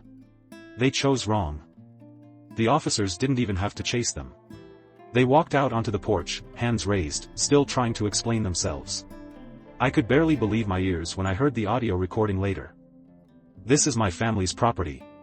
Eric insisted, voice slurred, still drunk from whatever they had been drinking that night. We have every right to be here. Jonathan nodded vigorously. It's a misunderstanding. Our wives said we could come. The deputies were not buying it. You cut through a gate, smashed a door in, and were caught inside the property, one officer said. Unimpressed. This is breaking and entering. Still, they argued. We just needed to grab a few things. Jonathan protested. Whose things? The deputy asked. Because from what I can see, nothing in here belongs to you. That was when reality seemed to set in. Eric slumped against the wall, his face pale. Jonathan, ever the idiot, mouthed off one last time. This is bullshit. That's when the deputies snapped the cuffs on them. They were charged with breaking and entering, destruction of property, and making threats. The moment my sisters found out, they lost their minds. Melissa called my parents, screaming that I had gone too far. Angela left me furious voicemails, insisting that I was ruining the family. "You could have just let them go," she cried. "You didn't have to call the police." I listened to her words in stunned silence. Did they really think I would let two grown men destroy my property, steal from me, and get away with it? I exhaled slowly, my jaw tight. I was done being the nice brother. I had given them too many chances. They had crossed too many lines. And now, they were going to face the consequences. I blocked my sister's numbers. And for the first time in my life, I didn't feel guilty about it. In the days following their arrests, Eric and Jonathan were forced to confront the reality of their actions. Their bravado and arrogance had crumbled the moment they were placed in handcuffs, and now, faced with real legal consequences, they scrambled to do damage control. A week after the break-in, I received a signed apology letter from both of them, along with a $5,000 cashier's check to cover damages. It was a pathetic attempt to make amends, clearly written under duress. Their words felt hollow, filled with excuses rather than genuine remorse. "We didn't mean to cause any harm," Eric had written. "It was a misunderstanding. We just thought we had a right to be there." Jonathan echoed the same sentiment, adding, "We were just trying to take care of our families." This has been blown way out of proportion. I nearly laughed at the audacity. A misunderstanding? Blown out of proportion? They had cut through my gate, destroyed my property, and looted my house. And yet, they still refused to take full responsibility. My lawyer advised me to settle, but under one condition: they had to agree to a no-contact order. If they so much as stepped near the vacation house again, they would be arrested on the spot. I was ready to put this behind me, but just when I thought it was over, another bombshell dropped. My sisters weren't just angry about losing access to the house, they were livid because they had already booked it out for future rentals. They had made financial commitments based on a property that wasn't even theirs. As it turned out, their financial situation was far worse than I had imagined. Eric and Jonathan weren't just in debt, they were drowning in it. They had maxed out their credit cards, were behind on their car leases, and had been living paycheck to paycheck while trying to maintain an illusion of wealth. The expensive SUVs? Leased with payments they couldn't afford. The designer bags and vacations my sisters bragged about? Paid for with money they didn't have. Now, with legal fees piling up, they were desperately selling off possessions just to stay afloat. Angela called my parents, sobbing about how they were going to lose everything. Melissa was furious, insisting that I had ruined them by cutting off their income stream from the house. "We depended on that money," she screamed over the phone when my mother refused to intervene. "How are we supposed to survive now?" Even my parents were stunned. For years, my mother had defended them, always assuming that their struggles were temporary, that they were doing the best they could. But this? This was fraud. This was theft. They hadn't just stolen from me, they had exploited our own parents. My father, usually the more passive one in family disputes, was furious. "So all those times you needed help, you weren't actually struggling? You were just using the money to keep up appearances?" Melissa stammered, but she had no good answer. She had been caught. For the first time. My parents refused to take their side. "I can't believe this," my mother whispered, her voice shaking. "You didn't just betray your brother. You betrayed us." It was the first time I had ever seen my sisters truly at a loss for words. In the end, there was no dramatic reconciliation, no heartfelt apology that fixed everything. My sisters and their husbands had made their choices, and now, they had to face the consequences. Eric and Jonathan pleaded guilty to trespassing, avoiding felony charges in exchange for probation and restitution. But even then, their arrogance remained. "We only took the deal because we didn't want this dragging out," Jonathan muttered when he saw me at a family gathering months later. I shook my head. "No, Jonathan. You took the deal because you were guilty." For the first time, he had nothing to say. That was the moment I knew, I was truly done with them. And I had no regrets. Conclusion: no contact, no regrets. It's been months since I cut contact, and my life has never been more peaceful. The constant drama, the manipulations, the exhausting mind games, all gone. The silence is a relief, a weight lifted off my shoulders that I hadn't realized I had been carrying for years. My parents still use the vacation home, and despite the storm my sisters caused, it remains what I originally intended it to be, a place of peace for them. A retreat where they can relax in their retirement. The difference now is that Melissa and Angela will never set foot in it again. That much, I made sure of. I sometimes wonder if they ever sit back and reflect on the damage they did, not just to me, but to the entire family. The sheer audacity of their entitlement. Their refusal to take responsibility, it baffles me to this day. But I don't dwell on it. Their choices led them here, and I've made mine. There's no going back. I don't regret how things turned out. Not one bit. Family or not, I refuse to tolerate manipulation, deceit, and selfish entitlement. There is a difference between being family and being toxic parasites who take and take without remorse. They proved exactly which category they belonged to. My father once told me that sometimes, the best thing you can do for your own sanity is to walk away. I finally understand what he meant. Do I ever feel guilty? No. Because guilt implies I did something wrong. And standing up for myself, protecting what's mine, protecting my peace, was never wrong. And if they ever try to cross that boundary again? Well, let's just say. There are more security cameras than ever before. And now, on to the next story. But, if you found the previous one interesting and it left an impression on you, take a moment to subscribe to my YouTube channel so you won't miss out on any future stories. Thank you so much for your support.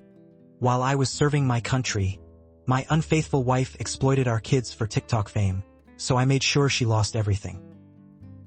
I never thought I'd be the type to air my life online, let alone expose one of the worst betrayals imaginable. But here I am, putting it all out there. This isn't just a story of infidelity. It's about manipulation, deceit, and how social media twisted what should have been my safe haven into a grotesque performance for strangers on the internet. It's also about how I fought back and reclaimed everything that mattered. My name is Brandon Cooper. I'm 36, a military man through and through. Discipline, duty, and loyalty, those values were ingrained in me from the start. For over a decade, I dedicated my life to my country, believing that no matter what, I had a family waiting for me at home. My wife, Vanessa Collins, was supposed to be my partner through it all. She was the one I thought I could trust, the one who stood by me through deployments and the unpredictable nature of my job.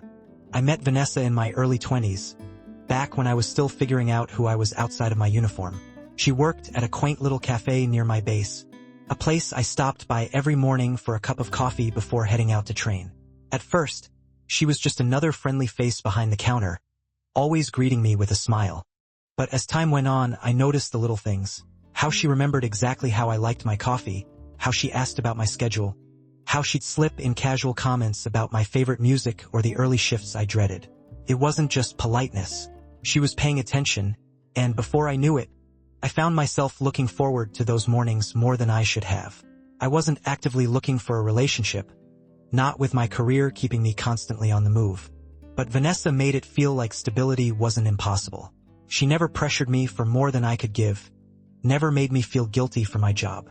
Instead, she adapted, slipping into my life seamlessly, balancing my rigid discipline with her easygoing charm. We started dating, and within a year, I got my first major deployment order. I knew what it meant. Long stretches away, limited contact, a lifestyle that wasn't built for the faint of heart. When I asked Vanessa if she'd be willing to move with me, I expected hesitation. It was a huge commitment, after all, but she didn't even blink. She packed up her life and followed me without a second thought. That was the moment I truly believed she was the one.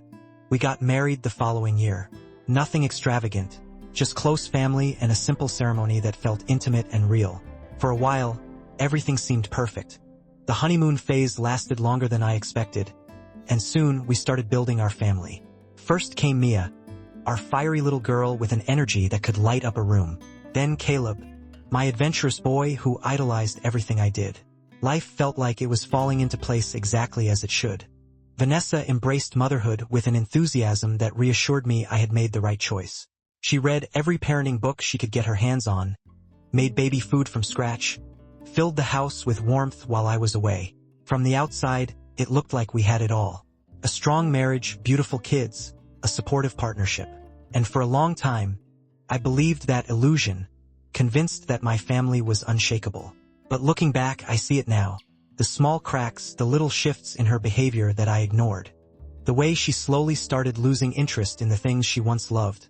The way she seemed restless even when surrounded by the life we had built together. At the time, I chalked it up to stress. Raising 2 kids while your husband is deployed half the time isn't easy. I thought maybe she just needed a break. Something for herself. I encouraged her to go back to school, find a hobby, anything to keep her from feeling stuck. But she never took me up on it. Instead, she found something else. Something far more dangerous. And while I was away serving my country, she was building a different kind of life. One that didn't have me in it. And I would never forgive myself for not seeing it sooner. First, everything seemed fine. Vanessa fully embraced motherhood, diving into parenting books, making homemade baby food, and meticulously curating a life that seemed picture-perfect. She wanted to be the ideal stay-at-home mom, and for a while it looked like she had found her purpose. But after Caleb was born, something in her changed. The exhaustion, the monotony of daily routines, the feeling of being stuck at home, it started weighing on her. At first, it was subtle. Small complaints about how she felt like she had lost herself, about how her entire identity was now wrapped up in being a mother. I understood. Raising 2 kids while your husband is deployed isn't easy. I encouraged her to find something for herself. Take a class, start a hobby, maybe even get a part-time job to break the routine. But none of it seemed to interest her. Every suggestion I made was met with a non-committal shrug. Then social media happened. It started innocently. Just some pictures of the kids, cute parenting moments, and the occasional parenting tip she picked up. But soon it became more than that. She began following influencers, particularly family vloggers who painted their lives in carefully curated perfection. She became obsessed with their seemingly effortless ability to monetize their personal lives. The idea fascinated her. People making money simply by sharing their daily existence. I didn't think much of it. If posting online gave her something to focus on while I was away, why not? It was harmless at first, but I should have noticed the signs. I should have seen how her priorities were shifting. What started as casual sharing soon turned into something more calculated. She studied engagement, analyzed trends, obsessed over metrics. Every moment, every interaction, every cute or chaotic scene with the kids. It all became content. The authenticity faded, replaced by staged moments designed for maximum impact. She began structuring her days around content creation. Simple outings turned into video shoots. Playtime was interrupted for the perfect shot. If the kids didn't react the way she wanted, she'd redo scenes until she got what she was looking for. The laughter in our home became rehearsed, the joy scripted. It was no longer about capturing moments, it was about crafting an image. Then the red flags started appearing. During one of our FaceTime calls, Mia casually mentioned something that made my stomach turn. Mommy said we have to do the prank again because I didn't cry enough the first time. I forced a chuckle, thinking she was just being silly. But it sat wrong with me. Vanessa had always been playful, but the idea of forcing our daughter to reenact a reaction just for a video felt off. Over time, these small comments began to add up. Caleb would sometimes mention how mommy made them do a challenge multiple times because it didn't look fun enough. Mia started repeating phrases like, "We have to smile or mommy gets mad." That one hit me like a punch to the gut. I brushed it aside, telling myself it was harmless. Maybe she just got a little carried away. Maybe she was just excited about her growing audience. But then, Caleb brought up a name I didn't recognize. Austin Reed. Austin took us out for ice cream. We didn't have any close friends named Austin. My gut twisted. When I asked Vanessa about it, she barely reacted. "Oh, he's just a friend. The kids like him. A friend, right?" But something about the way she said it, the way she brushed it off so casually, it didn't sit well with me. Then I noticed how she had changed in other ways too. She was always on her phone, constantly checking notifications, tracking views, responding to comments. Our conversations became shorter, more surface level. When we talked, she seemed distracted, like she was waiting for something else, something more important to happen. At first, I thought it was just a phase, something temporary. But as time went on, I realized that social media wasn't just a pastime for her anymore. It was becoming her whole world, and I was just a background character in the story she was telling online. Then one day, something happened that I couldn't ignore. Mia seemed off during one of our calls. I asked her what was wrong, and she hesitated before finally saying, "Mommy got mad at me because I ruined the video." That was the moment the unease I'd been feeling turned into something heavier, something more real. Vanessa wasn't just documenting our kids' lives. She was directing them, forcing them into roles they didn't understand. And from the way Mia sounded, it wasn't fun anymore.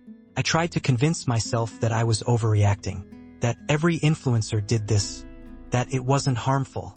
But deep down, I knew this wasn't about our family anymore. It was about her image, her followers, her content, and I had no idea how much worse it was going to get.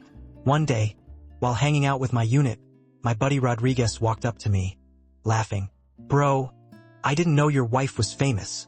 I frowned. "What are you talking about?" He pulled out his phone, opened TikTok, and within seconds my world tilted. There she was, Vanessa, holding up her phone, recording while Mia sobbed uncontrollably. The caption read, "Mommy's little princess had a meltdown. Toddlers, am I right?" A pit formed in my stomach. My daughter wasn't just throwing a tantrum.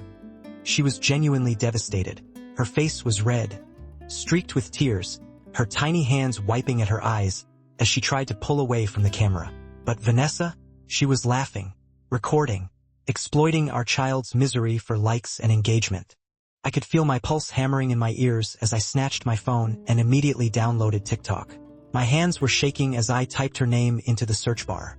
The moment her profile loaded, I felt like I had been punched in the gut. Post after post painted Vanessa as a struggling single mom, raising 2 kids alone while their dad is deployed. Just a mom trying to stay strong for her babies. She had fabricated an entire narrative. Nowhere in her endless stream of posts was I mentioned. It was as if I didn't exist, as if I had never existed. She had rewritten our family story, turning herself into a victim, a lone warrior fighting through the hardships of motherhood with no support.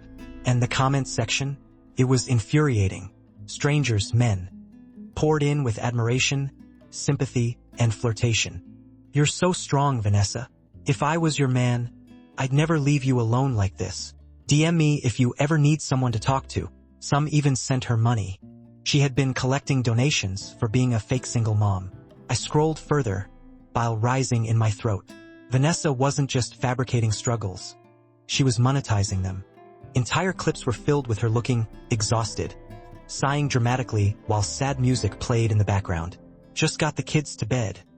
Another long night alone." Long night alone? Alone? Then I saw him, Austin, the name that had first come from Caleb's innocent lips. The friend Vanessa had brushed off so casually. He was everywhere, commenting on every post. "You're doing amazing, Vanessa. Wish I could be there to help. You deserve the world." And then I saw the pictures. The gym selfies with Vanessa, the casual coffee meetups, the dinners. Him sitting in my house, eating at my table, smirking into the camera like he belonged there. I kept scrolling, my vision blurring from pure rage. Every video, every post, every carefully edited moment was a dagger to my chest. Vanessa had not just erased me from her life. She had replaced me. And the worst part? She had done it in front of thousands of people, while I had been too far away to stop it. I wanted to believe there was some kind of explanation, some kind of misunderstanding, but the more I scrolled, the clearer it became. The truth was written in every video, every comment, every deceptive caption. She wasn't waiting for me to come home. She had already moved on, and I wasn't about to let her get away with it. I didn't call Vanessa. I didn't demand answers. There was nothing to ask, nothing left to say. I knew what she had done, and no amount of excuses or crocodile tears would change it. Instead, I did what I was trained to do: assess, strategize, and execute. I built my case. I started with our financial records. I logged into our joint account and began combing through transactions. The expenses told a story I already knew but hadn't been ready to face. Hotel charges, flights, expensive dinners, charges that made no sense for a stay-at-home mom who was supposedly struggling. All while I was deployed, I could see patterns, certain dates, weekends where the spending spiked. The receipts painted a clear picture of a woman who had long since moved on, living as if I didn't exist, enjoying luxury on my dime while telling the world she was barely getting by. Then I remembered something. The email. When we first got married, Vanessa and I had set up a shared email account to manage bills and subscriptions. She had always been terrible with tech. Hated setting up new accounts, resetting passwords, dealing with anything remotely complicated. If I had to guess, she was probably still using that email for her logins. It was a long shot, but I had nothing to lose. I ran a password reset. It worked. No two-factor authentication.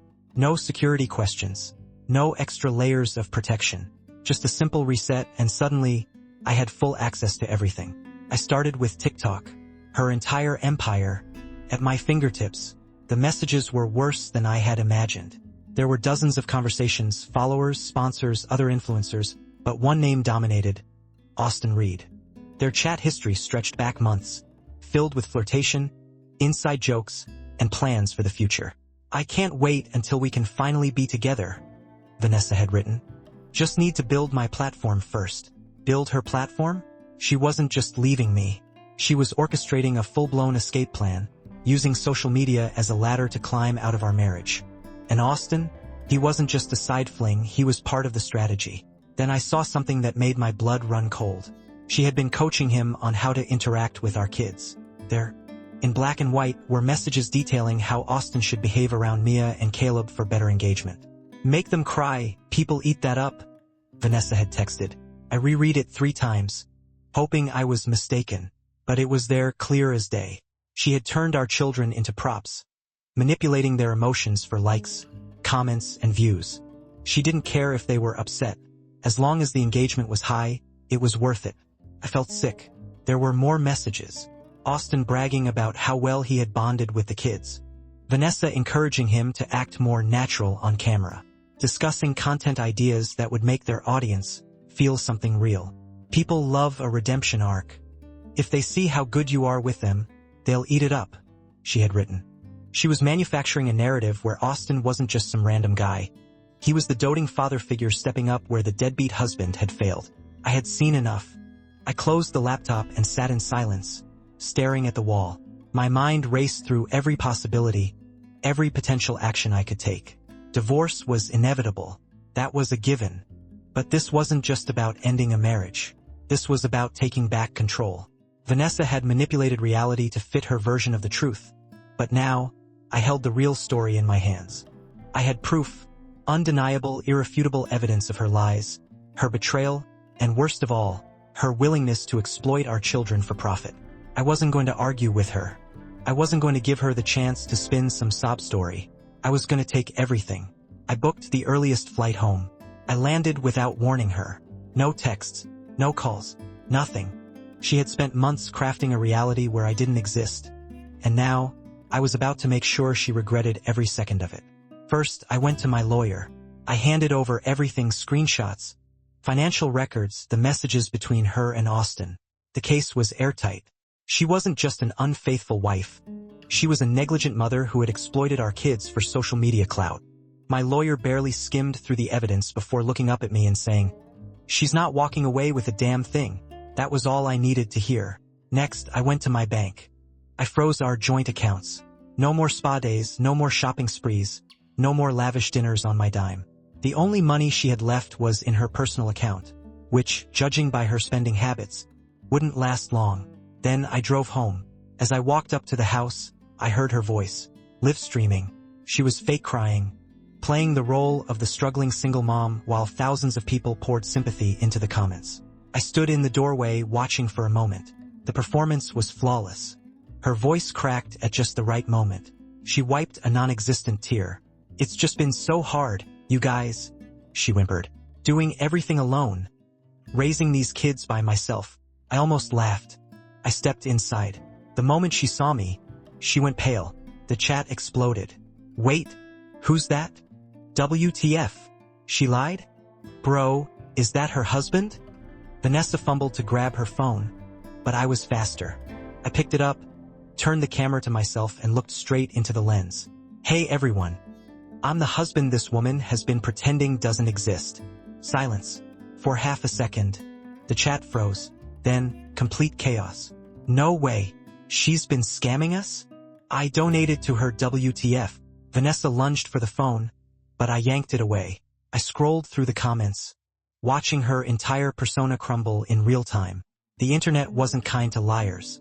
I ended the stream. She stood there, frozen, shaking. "What the hell are you doing?" she whispered, voice panicked. I didn't answer. I reached into my bag and dropped the divorce papers on the table. "You have 24 hours to leave." Her face crumpled. She looked down at the documents, then back at me, her hands trembling. "Brandon, please." I turned my back to her. I didn't care. She begged. She cried. She screamed. I felt nothing. She tried everything. The apologies, the excuses, the gaslighting. "You weren't here for me. I was lonely. It was just a mistake."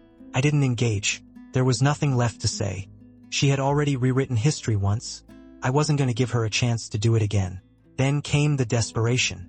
She tried to play nice. "We can work this out. Think of the kids." I laughed. "That's exactly what I'm doing." By the next morning, she was gone. Her things packed, her social media in shambles. I wasn't sure where she went, and frankly, I didn't care. A week later, she was internet history. Her followers turned on her. Sponsors dropped her. Every video she had ever made was picked apart, dissected, and exposed. The same people who once praised her called her a fraud, a manipulator, a liar. They uncovered everything: the fake crying, the staged breakdowns, the emotional exploitation of our children. Some of her most loyal followers, the ones who had donated the most, were the angriest. I sent her $500 because I thought she was struggling. I used to defend her. Now I feel like an idiot. How could she do this to her own kids? The internet wasn't just mad. They were relentless. Her past tweets, old lies, even deleted videos resurfaced. Every misstep was magnified. Every deception laid bare for the world to see. She had built an empire on sympathy, and now that same audience was tearing her apart. And Austin? He was gone. The second the money stopped, he ghosted, wiped his socials, disappeared. He never loved her. He loved the clout, the perks, the lifestyle. And without that, she was nothing to him. Now it's just me and my kids, living a real life. No cameras, no staged moments, no fake online sob stories. And honestly, we've never been happier. This story isn't just about betrayal or greed. It's a powerful reminder of how social media can distort reality, turning people's lives into staged performances just for attention. It's a harsh lesson on honesty, trust, and the consequences of exploiting others, especially your own loved ones, for the sake of online fame. In the end, the truth always prevails. No amount of followers, no amount of fake sympathy can hide deception forever. The price of living a lie can be far more devastating than imagined. And when everything falls apart, only the real values, family, integrity, and authenticity remain. What do you think about this story? Have you ever seen someone try to fabricate their life online like this? Drop a comment and share your thoughts. And don't forget to hit like and subscribe to stay tuned for more stories. Because out there, the world is full of tales waiting to be told. And now, on to the next story. But if you found the previous one interesting and it left an impression on you, take a moment to subscribe to my YouTube channel so you won't miss out on any future stories. Thank you so much for your support. My ex-wife drained my bank accounts, faked a pregnancy to extort me, and built a cult following online, until the FBI caught her live streaming from prison. They say hindsight is 20/20, but I never imagined I'd look back on my own life and see it as a cautionary tale. If you had asked me 5 years ago, I would have told you I was a man who made smart choices. I built my career with discipline, avoided unnecessary risks, and prided myself on reading people well. But all of that meant nothing when Olivia Bennett walked into my life. She was effortless in her charm, the kind of woman who made you lean in when she spoke. Her confidence was magnetic. She didn't just own a room, she commanded it. Olivia wasn't like the others I had dated before. She had ambition, a vision for her future, and more importantly, she made me feel like I was a part of something bigger than myself. We met at a mutual friend's networking event. She was launching a boutique brand that focused on sustainable fashion, or so she claimed. She spoke about it with so much passion that I couldn't help but believe in her dream. She wasn't looking for a handout, at least that's what I thought. She just needed a partner who understood her ambition. And somehow that partner became me.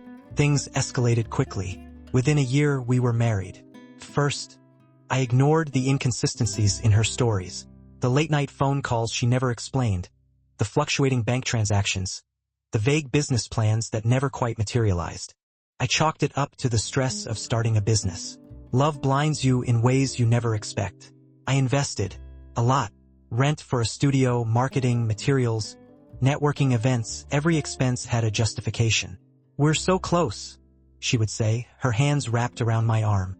"Just a little more, and we'll be set for life." I believed her. But Olivia never actually worked. She was always busy, always on her laptop, always making calls. Yet nothing ever came of it. Then came the shopping sprees. First, she framed them as business expenses. Networking outfits, industry parties, luxury branding. But when I saw her live streaming on social media, spinning in front of designer bags, calling herself a self-made entrepreneur while using my money, I knew something was wrong. The moment I confronted her, the mask slipped. "You liked feeling needed," she smirked. "I just gave you what you wanted." That night, I stopped giving her money. And that's when things got worse. The shift was immediate. The warmth in her voice turned to ice. The affectionate glances became glares. It was like living with a stranger, a cruel imitation of the woman I once thought I knew. The house felt colder, not just in temperature but in atmosphere. Every shared space was now a war zone. Every conversation a battle laced with passive aggression or outright hostility. At first, she played the wounded victim. She walked around with a manufactured sadness, sighing dramatically whenever I entered the room. But when I refused to give in, the performance ended. Her resentment boiled over. Suddenly, I was the villain in her story. She hurled accusations at me. Selfish, ungrateful, incapable of understanding her sacrifices. She made sure I knew how much she had given up for me. But the truth was, I was the one who had given everything, and she had only taken. The night she finally exploded, she was screaming before I even understood what had set her off. Her voice rang through the house, shaking with fury. She demanded to know how I could betray her, how I could be so heartless after all she had done for me. When I didn't respond the way she wanted, the mask slipped completely. The tenderness she had once feigned was gone, replaced by cold calculation. Her words turned razor-sharp, slicing through any illusions I had left.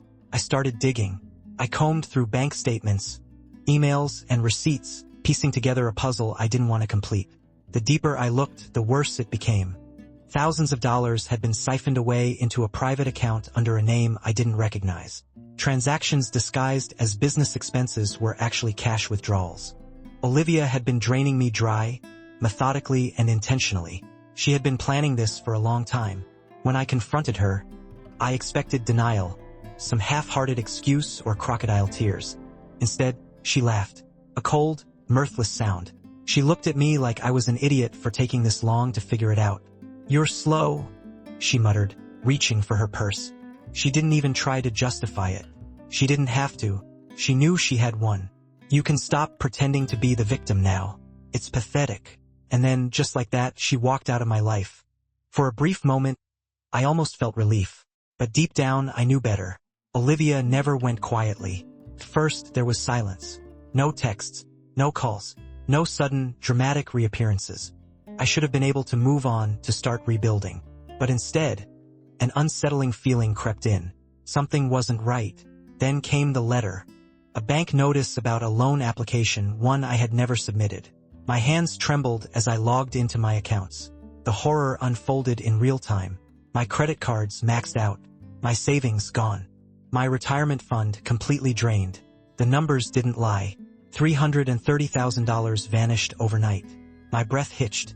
I could feel my pulse pounding in my ears. This wasn't just revenge. This was calculated annihilation. I called the bank, my voice barely steady. "This is fraud," I choked out, praying there was some mistake, some way to undo this. The woman on the other end hesitated. "Sir, these transactions were made from your verified devices." Her words landed like a punch to the gut. I had never changed my passwords.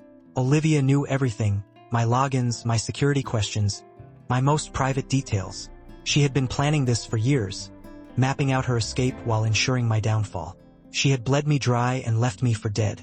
But she wasn't done yet. Desperation led me to Adam Becker, a divorce attorney my brother had recommended. My hands trembled as I slid a folder of documents across his desk. I had spent the past few weeks drowning in Olivia's destruction. Maxed out accounts, ruined credit, and now, the looming battle of divorce. Adam barely glanced at the documents before shaking his head. She's going to bleed you dry one way or another. His voice carried no sympathy, just a matter-of-fact certainty that made my stomach churn. He reached for a paperclip-bound document, flipped a few pages, then slid it across the desk toward me. I recognized it instantly, my prenuptial agreement. It was the same contract Olivia had fought tooth and nail against, calling it unromantic, a betrayal, and proof that I never truly loved her. She had pulled every emotional manipulation trick in the book. Crying, silent treatment, guilt trips, anything to get me to tear it up. But I had stood my ground. And now, it was the only thing standing between me and financial ruin. Adam smirked. She's entitled to almost nothing. Relief surged through me, but I knew better than to relax. Olivia never accepted defeat. She wouldn't just walk away. We filed the divorce papers the next morning. The process should have been quick. My finances were already in ruins thanks to her. But the prenup ensured she couldn't legally claim anything else. It should have been over in a few weeks. But 2 weeks later, Olivia made her move. A court summons arrived in the mail, a thick envelope stamped with official markings. I tore it open, my stomach twisting as I read the words staring back at me. Petition for child support. My breath hitched, my vision blurred. I reread the letter at least 3 times, trying to make sense of it. Olivia was claiming that I was the father of a 2-month-old baby and that I had abandoned my responsibilities. I hadn't seen her in over a year. There was no way this baby was mine. A cold sweat broke out across my skin. My hands clenched the paper, crumpling the edges. This wasn't just a desperate attempt to squeeze more money out of me. This was calculated. Olivia had waited until the divorce was in motion, knowing she couldn't touch my assets, and then she pulled this. I drove straight to Adam's office, my thoughts racing. He skimmed the documents with a practiced detachment before exhaling sharply. She's fishing, he muttered. This is a classic move. She's banking on you panicking and settling out of court. My jaw clenched. Olivia had spent years manipulating me, convincing me to ignore red flags, making me believe she was something she wasn't. I had been blind before, but not this time. We're not settling, I said, my voice steadier than I felt. Adam nodded. Good. First thing we do is demand a paternity test. The next few weeks were pure hell. The summons had done exactly what Olivia intended. It rattled me. I knew the baby couldn't be mine, but that didn't stop the what-ifs from creeping in. What if she had faked something? What if she had forged documents? What if she had found some way to trap me in this? She had access to my personal information for years. She knew my passwords, my security questions, my deepest vulnerabilities. I wouldn't put anything past her. The paranoia consumed me. I barely slept. Every phone call made my stomach lurch. Every new legal document felt like a new landmine waiting to explode beneath me. Then, Olivia started her public campaign. She took to social media, spinning her narrative to anyone who would listen. According to her, I was a deadbeat father who had left her and our child to struggle alone. She painted herself as the victim, the brave single mother fighting against an uncaring ex who refused to take responsibility. Her followers, most of whom had no idea who I really was, ate it up. The messages started pouring in. Hate mail, DMs filled with threats, strangers calling me a monster, my name dragged through the mud by people who had no clue what the truth was. The worst part? She looked so convincing. She wasn't ranting or playing the bitter ex. No, she was methodical. She played the role of the heartbroken mother with such precision that even I had to remind myself it was all an act. She had spent years perfecting the art of deception, and now, she was using it to destroy me. The court hearing loomed closer. The pressure built. I could feel the walls closing in, but I refused to break. Then, the night before the hearing, I received an anonymous email. Check the records. That was all it said. No sender. No explanation. Just 3 words that sent me spiraling down a rabbit hole I hadn't dared to explore before. I spent the entire night digging. Public records, financial documents, anything I could find. And when I finally did find it, my stomach dropped. There it was. A single line in a database buried under layers of bureaucracy. A birth certificate. The baby's birth date didn't match Olivia's timeline. She had lied. Again. The next morning, I walked into the courtroom, my heart pounding. Olivia was already there, sitting at the plaintiff's table, looking as composed as ever. She glanced up at me, and for the briefest moment, she smirked. The same smirk from the night she walked out of my life. The judge called the case. My lawyer stood, filing the request for a paternity test. Olivia froze, just for a fraction of a second. But I saw it. She hadn't expected me to fight back. She thought she could drown me in legal battles, pressure me into settling. But now she was trapped. The judge granted our request. As I left the courthouse, a strange sense of clarity washed over me. I didn't know what the test results would bring. I didn't know what other tricks Olivia had up her sleeve. But one thing was clear. This wasn't over yet. And this time I wasn't playing by her rules. When I arrived at the courthouse, she was already there. Flawless as ever. Her hair was styled perfectly. Her makeup expertly applied. Her tailored outfit a sharp contrast to the chaos she had left in my life. But the thing that sent a chill down my spine wasn't her calculated poise. It was the baby carrier beside her. For a brief moment, doubt crept into my mind. What if I was wrong? What if, against all logic, this child actually was mine? The thought squeezed my chest with an unbearable weight. But then Olivia lifted her gaze, and our eyes met. And she smirked. The same smirk from the day she walked out. The same smirk she wore when she drained my accounts. The same smirk when she sold my car and left me drowning in debt. The doubt evaporated. Adam wasted no time. The moment we were called forward, he pushed for an immediate paternity test. The judge approved, and Olivia barely reacted. That should have told me everything I needed to know. The wait for the results was excruciating. Every sleepless night, every second of paranoia, every lingering what if, it all culminated in that single sheet of paper. 0% probability. My hands clenched around the document as I stared at the words. I had prepared for this. I had known this was the likely outcome. And yet, seeing the confirmation sent a surge of relief through me so overwhelming that I had to steady myself. But relief didn't last long. Because just as I was processing this, something else happened. A man stepped forward. "I got tested too," he said, his voice strained. "And I am the father." His name was Marcus Evans. I didn't recognize him at first, but when I turned to look, I saw it. The exhaustion in his eyes, the deep lines of stress on his face. He wasn't just some random guy. He was another victim. The realization hit me like a truck.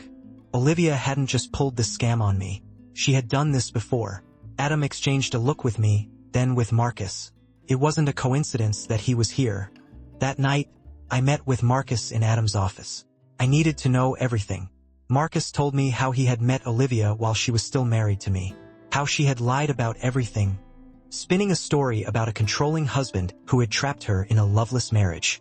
How she had leaned on him, made him feel like her savior, convinced him to help her financially.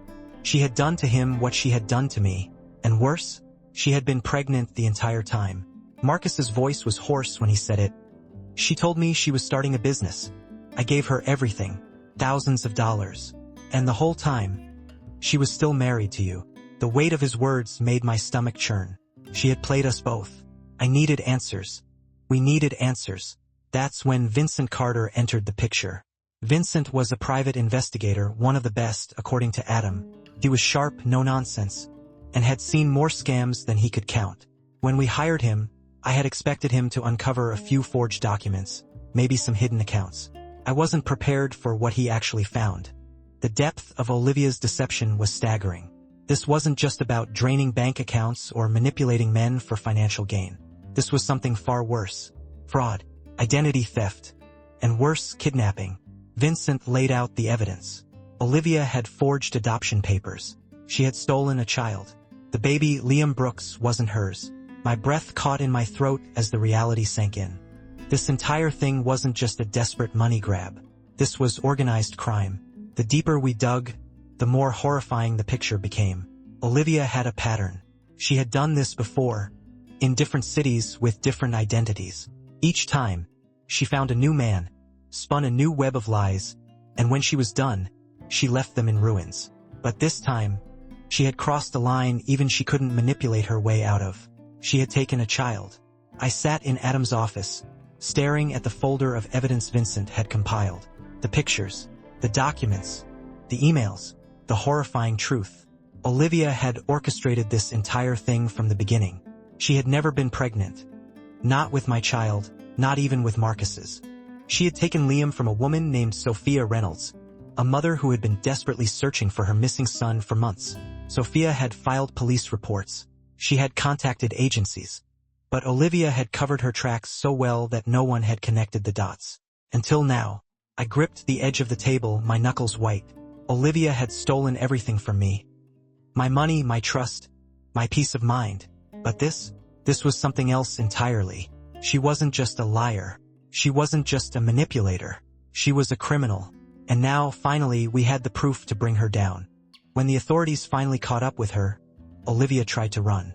She had spent her life slipping through the cracks, weaving elaborate lies, using charm as both a weapon and a shield. But this time, there was no escape. The arrest happened in dramatic fashion. A high-speed chase, helicopters overhead, Olivia cornered in a cheap motel, desperately trying to book a flight under yet another stolen identity. But the net had already closed around her. The moment she stepped outside, she was surrounded. Red and blue flashing lights, officers shouting commands. It was over. Yet, even then, she refused to surrender with dignity. She screamed. She cried. She tried to charm her way out of it, playing the victim like she always had. But there was no one left to believe her lies. The courtroom was silent when Richard Montgomery, the judge overseeing her case, read out the charges. Wire fraud, identity theft, kidnapping. Each word felt heavier than the last. And when the final sentence was spoken, 20 years in federal prison, a hush fell over the room. For the first time, Olivia Bennett had run out of moves. But she wasn't done yet. Even behind bars, she found a way to manipulate. A smuggled phone, a live stream. She built a cult following of people who believed in her lies, who saw her not as a criminal but as a victim of a corrupt system. She crafted a narrative of injustice, portraying herself as a wronged woman, locked away by powerful men who wanted to silence her. And people bought it. Thousands of them. They donated money. They spread her story. They fueled her delusion. For a while, it seemed like she might actually rebuild from behind bars. Then the FBI raided her cell. Live. On TikTok. It happened fast. One moment, Olivia was mid-sentence, eyes glistening with well-rehearsed emotion, telling her audience about how she had been wrongfully imprisoned. The next, the screen shook violently. Voices barked commands. The camera spun. The last thing her followers saw was Olivia's face twisting in panic before the feed cut to black. And just like that, her empire crumbled. The damage Olivia left in my life didn't disappear overnight. It took years to rebuild what she had torn apart. The financial devastation was the easiest to quantify. The destroyed credit, the drained accounts, the legal fees. But the trust she shattered? That was something money couldn't fix. For the longest time, every interaction felt like a potential trap. Every smile from a stranger felt like the prelude to another deception. I kept my circle small. I hesitated before letting anyone in. Olivia had conditioned me to doubt, to second-guess everything and everyone. But slowly, I pieced myself back together. One decision at a time. I stopped looking over my shoulder. I stopped letting the shadow of Olivia dictate my choices. I moved forward, not just away from her, but toward something better. Now, when people talk about Olivia Bennett, they remember her as the woman who nearly got away with it all. But I remember her as something else entirely. A lesson I'll never forget. New update. The story didn't end, even after she was locked away. Marcus left the city. He couldn't bear the memories. This place where he had once loved a fraud, where he had been completely manipulated by her lies. As for me, I did what I should have done long ago. I changed my number, moved to a new place, erased every trace of Olivia from my life. After everything, I learned one thing. Even when you lose everything, you can still start over. I didn't find myself through wealth or status. I found myself in an abandoned classic car. Every evening, I worked tirelessly to restore it, bolt by bolt, layer by layer of paint. I wasn't fixing the car to escape my past. I was doing it to remind myself that anything can be rebuilt, even a life that had been shattered. One day, Sophia Reynolds knocked on my garage door. "I heard you're restoring a '69 Chevy Chevelle?" she asked, crossing her arms. I raised an eyebrow. "You know cars? Grew up in a repair shop with my dad." She shrugged. "Need an extra set of hands?" She didn't ask about my past. She didn't care about my money or the wreckage Olivia had left behind. She just loved cars, and that made me trust her in a way I didn't think was possible anymore. That night, after we finished installing the exhaust system, she patted my shoulder. "You don't seem like the kind of guy who lets the past break him," she said, raising her beer. I glanced at the car, then at her. "Maybe it just took me a while to figure that out," I admitted. I started the engine. The roar echoed through the garage, a deep, steady hum that vibrated through my chest. For the first time in years, I felt free. And now, on to the next story. But if you found the previous one interesting and it left an impression on you, take a moment to subscribe to my YouTube channel so you won't miss out on any future stories. Thank you so much for your support. My sister mocked my engagement ring at my party, so I exposed a video of her admitting to cheating. Now her fiancé left, and my parents have disowned me. I always knew I was second best. That knowledge had been ingrained in me from the moment I was old enough to recognize the difference in how my parents treated my older sister, Rebecca Lawson. Compared to me, it wasn't a quiet or subtle kind of favoritism. It was loud, obvious, and constant, woven into the fabric of our family dynamics in a way that made it impossible to ignore. Growing up in a wealthy suburb outside Boston, Rebecca was the star. She had a glow about her, a kind of magnetic pull that made people stop and pay attention. Teachers adored her, classmates envied her, and my parents practically worshipped the ground she walked on. She was the golden child, straight A's, homecoming queen, captain of the cheerleading squad, and later, a high-flying corporate executive. It seemed like there was nothing she couldn't do, and even if there was, my parents would have bent reality itself to ensure she succeeded anyway. Meanwhile, Emily Carter, was the quiet, overlooked younger sister. Not a failure, but never enough. I worked hard in school, but my grades were only good rather than flawless. I had friends, but I was never the center of attention. I wasn't unremarkable, but next to Rebecca, I might as well have been invisible. I remember the night of Rebecca's high school graduation. My parents threw an extravagant party in her honor, filling our house with friends, relatives, and even some of her teachers. There were speeches, toasts, a massive cake decorated with her future college logo, and a slideshow highlighting all of her achievements. When I graduated 2 years later, I got a handshake and a good job. No party, no slideshow, just an unspoken expectation that I wouldn't mind because, well, I wasn't Rebecca. Our parents, Richard and Margaret Carter, were both high-powered attorneys, obsessed with status and success. Naturally, they adored Rebecca. Every achievement of hers was met with extravagant celebrations. Vacations to Europe, designer handbags, front row seats to Broadway shows. When I got into nursing school, my dad handed me a half-hearted pat on the back, while my mom barely looked up from her phone. I tried not to let it bother me. I had learned by then that expecting recognition was a losing game. Still, I found happiness in my own way. 2 years ago, during my hospital residency, I met Noah Anderson, a pediatric oncologist whose entire presence seemed to radiate warmth. Unlike the men Rebecca dated, who were always polished, wealthy, and insufferably arrogant, Noah was genuine, kind, and passionate about his work. He didn't flash expensive watches or talk about stock portfolios over dinner. Instead, he told me about the kids he treated, the ones who were fighting battles bigger than themselves, and how he wished he could do more for them. I fell for him almost immediately. With Noah, I didn't feel like I had to prove anything. I wasn't competing for affection or trying to live up to an impossible standard. I was just me, and that was enough for him. Then, last month, he proposed. We had taken a weekend trip to Cape Cod, a place that had always felt like an escape from reality. He took me to a quiet beach at sunset, where the sky was painted in soft hues of orange and pink, and as the waves gently lapped at the shore, he pulled out a small, velvet box. The ring inside wasn't the kind of flashy, oversized diamond Rebecca would have chosen. It was an heirloom from his grandmother, a delicate, vintage piece with intricate detailing, beautiful not because of its price tag, but because of its history. It had been worn by a woman who had loved deeply, who had built a life with the man she loved. And now it was mine. I didn't even hesitate.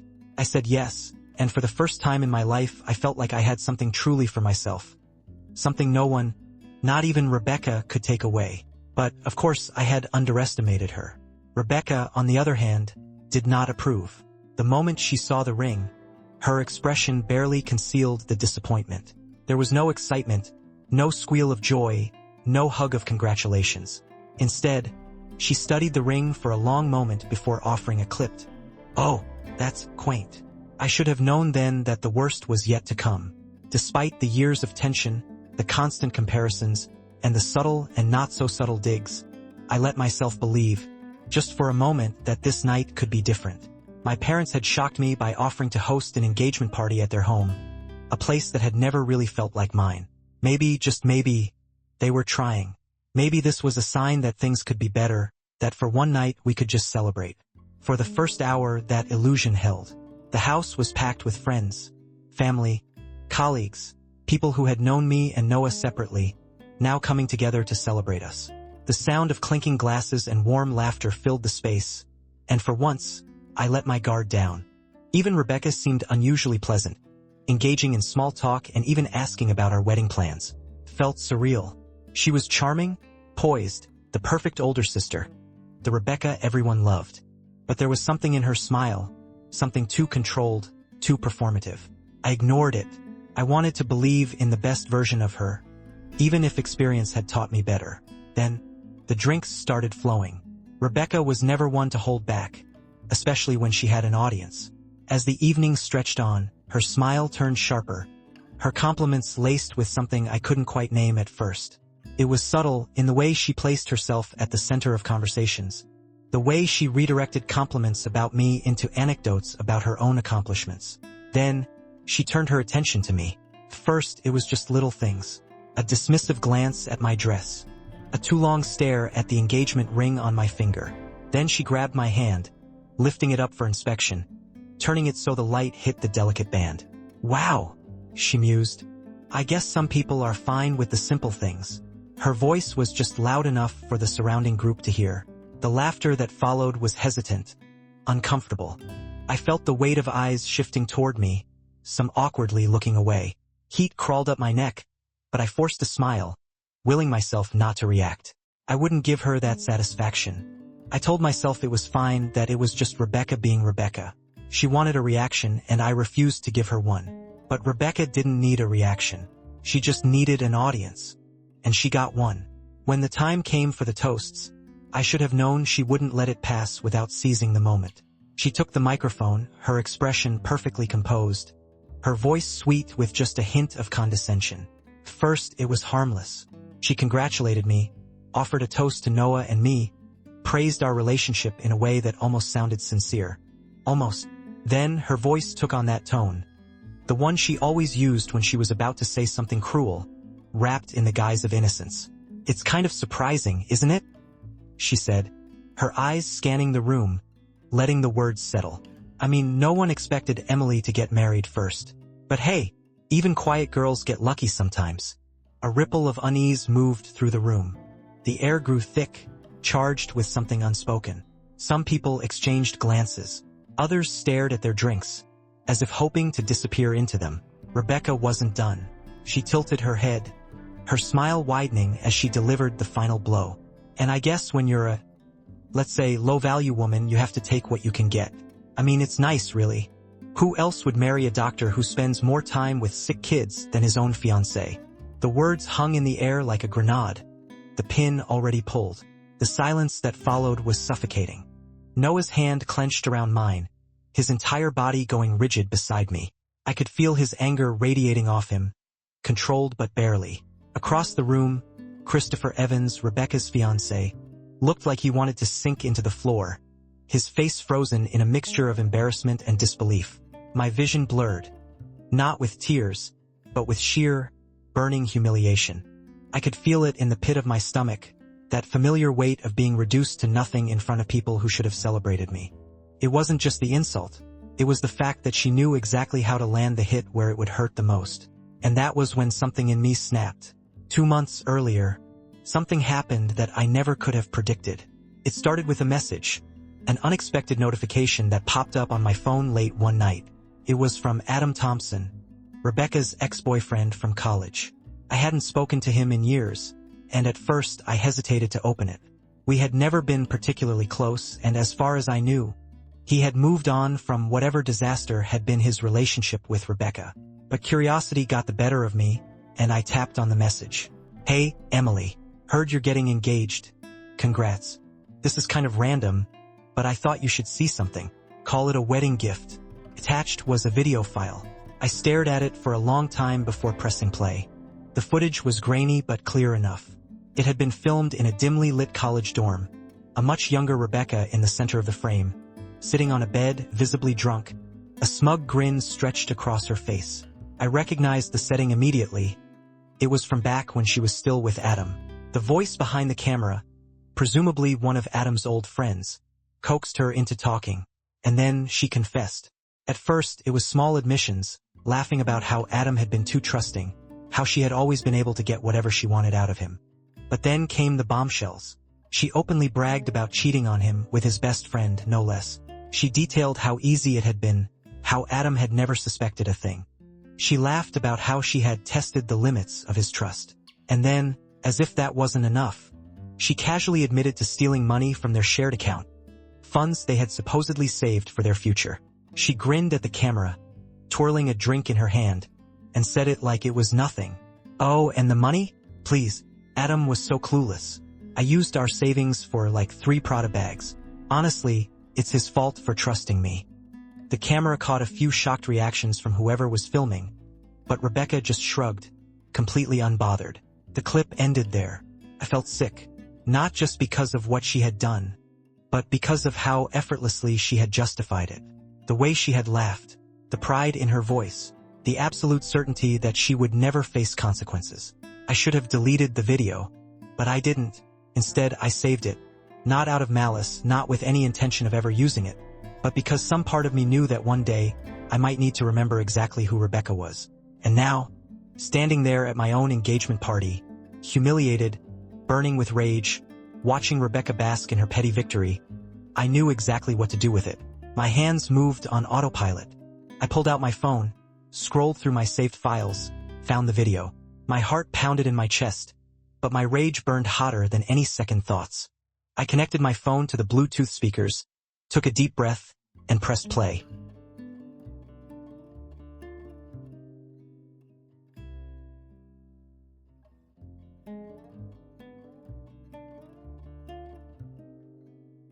First, no one seemed to understand what was happening.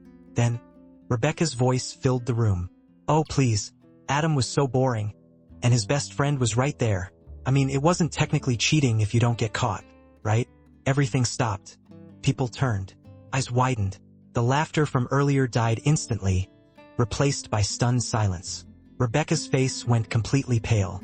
But the video wasn't finished. Oh, and the money? A drunken giggle. Adam was so clueless. I used our savings for like 3 Prada bags. Honestly, it's his fault for trusting me. The weight of the words crashed over the room like a tidal wave. A few people gasped. Others exchanged horrified glances. Someone whispered, "Oh my God." And then, chaos. Christopher Evans, Rebecca's fiancé, stood up so abruptly his chair scraped against the floor. His expression was unreadable. His hands clenched into fists at his sides. He didn't say a single word. He didn't have to. He just walked out. Rebecca's breath hitched. A sharp, broken noise somewhere between a sob and a gasp. Her whole body trembled as she processed what had just happened. Then, like a dam breaking, she spun on her heel and bolted from the room.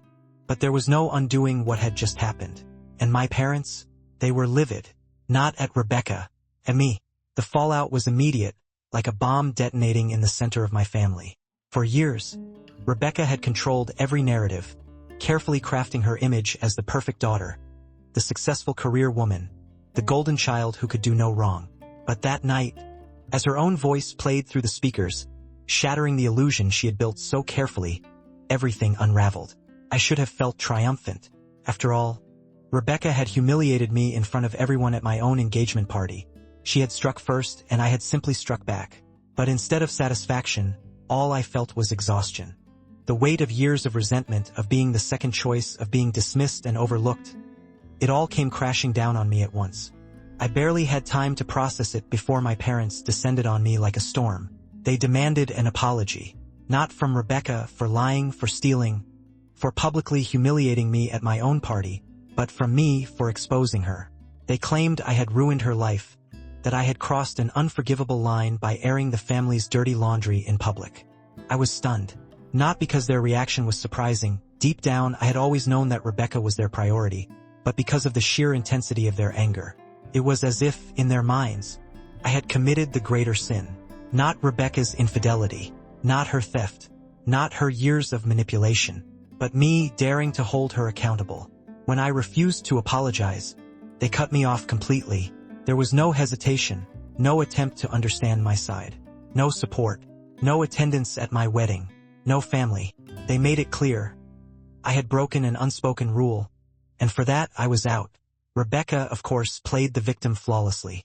The very next day, she flooded social media with cryptic, melodramatic posts, thinly veiled references to betrayal, to family loyalty, to people who don't know when to let go of the past.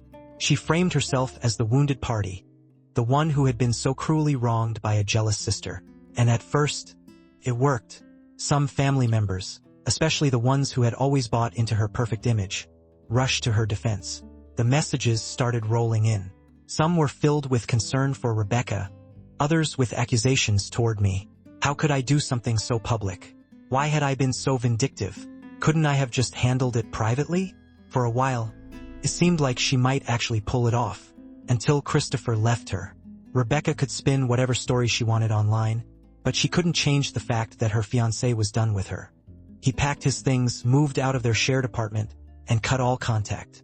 He wanted nothing to do with the mess she had created, and that was a blow she couldn't recover from. But Rebecca wasn't done fighting. A week later, she reached out to Adam, the ex-boyfriend from the video, desperate to salvage what was left of her reputation.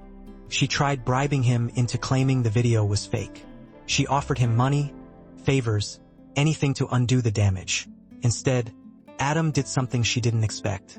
He told his wife, and his wife, she exposed the entire conversation in our family group chat. Screenshots of Rebecca's desperate messages flooded the chat. Her pleas, her bribes, her willingness to do anything to manipulate the situation in her favor.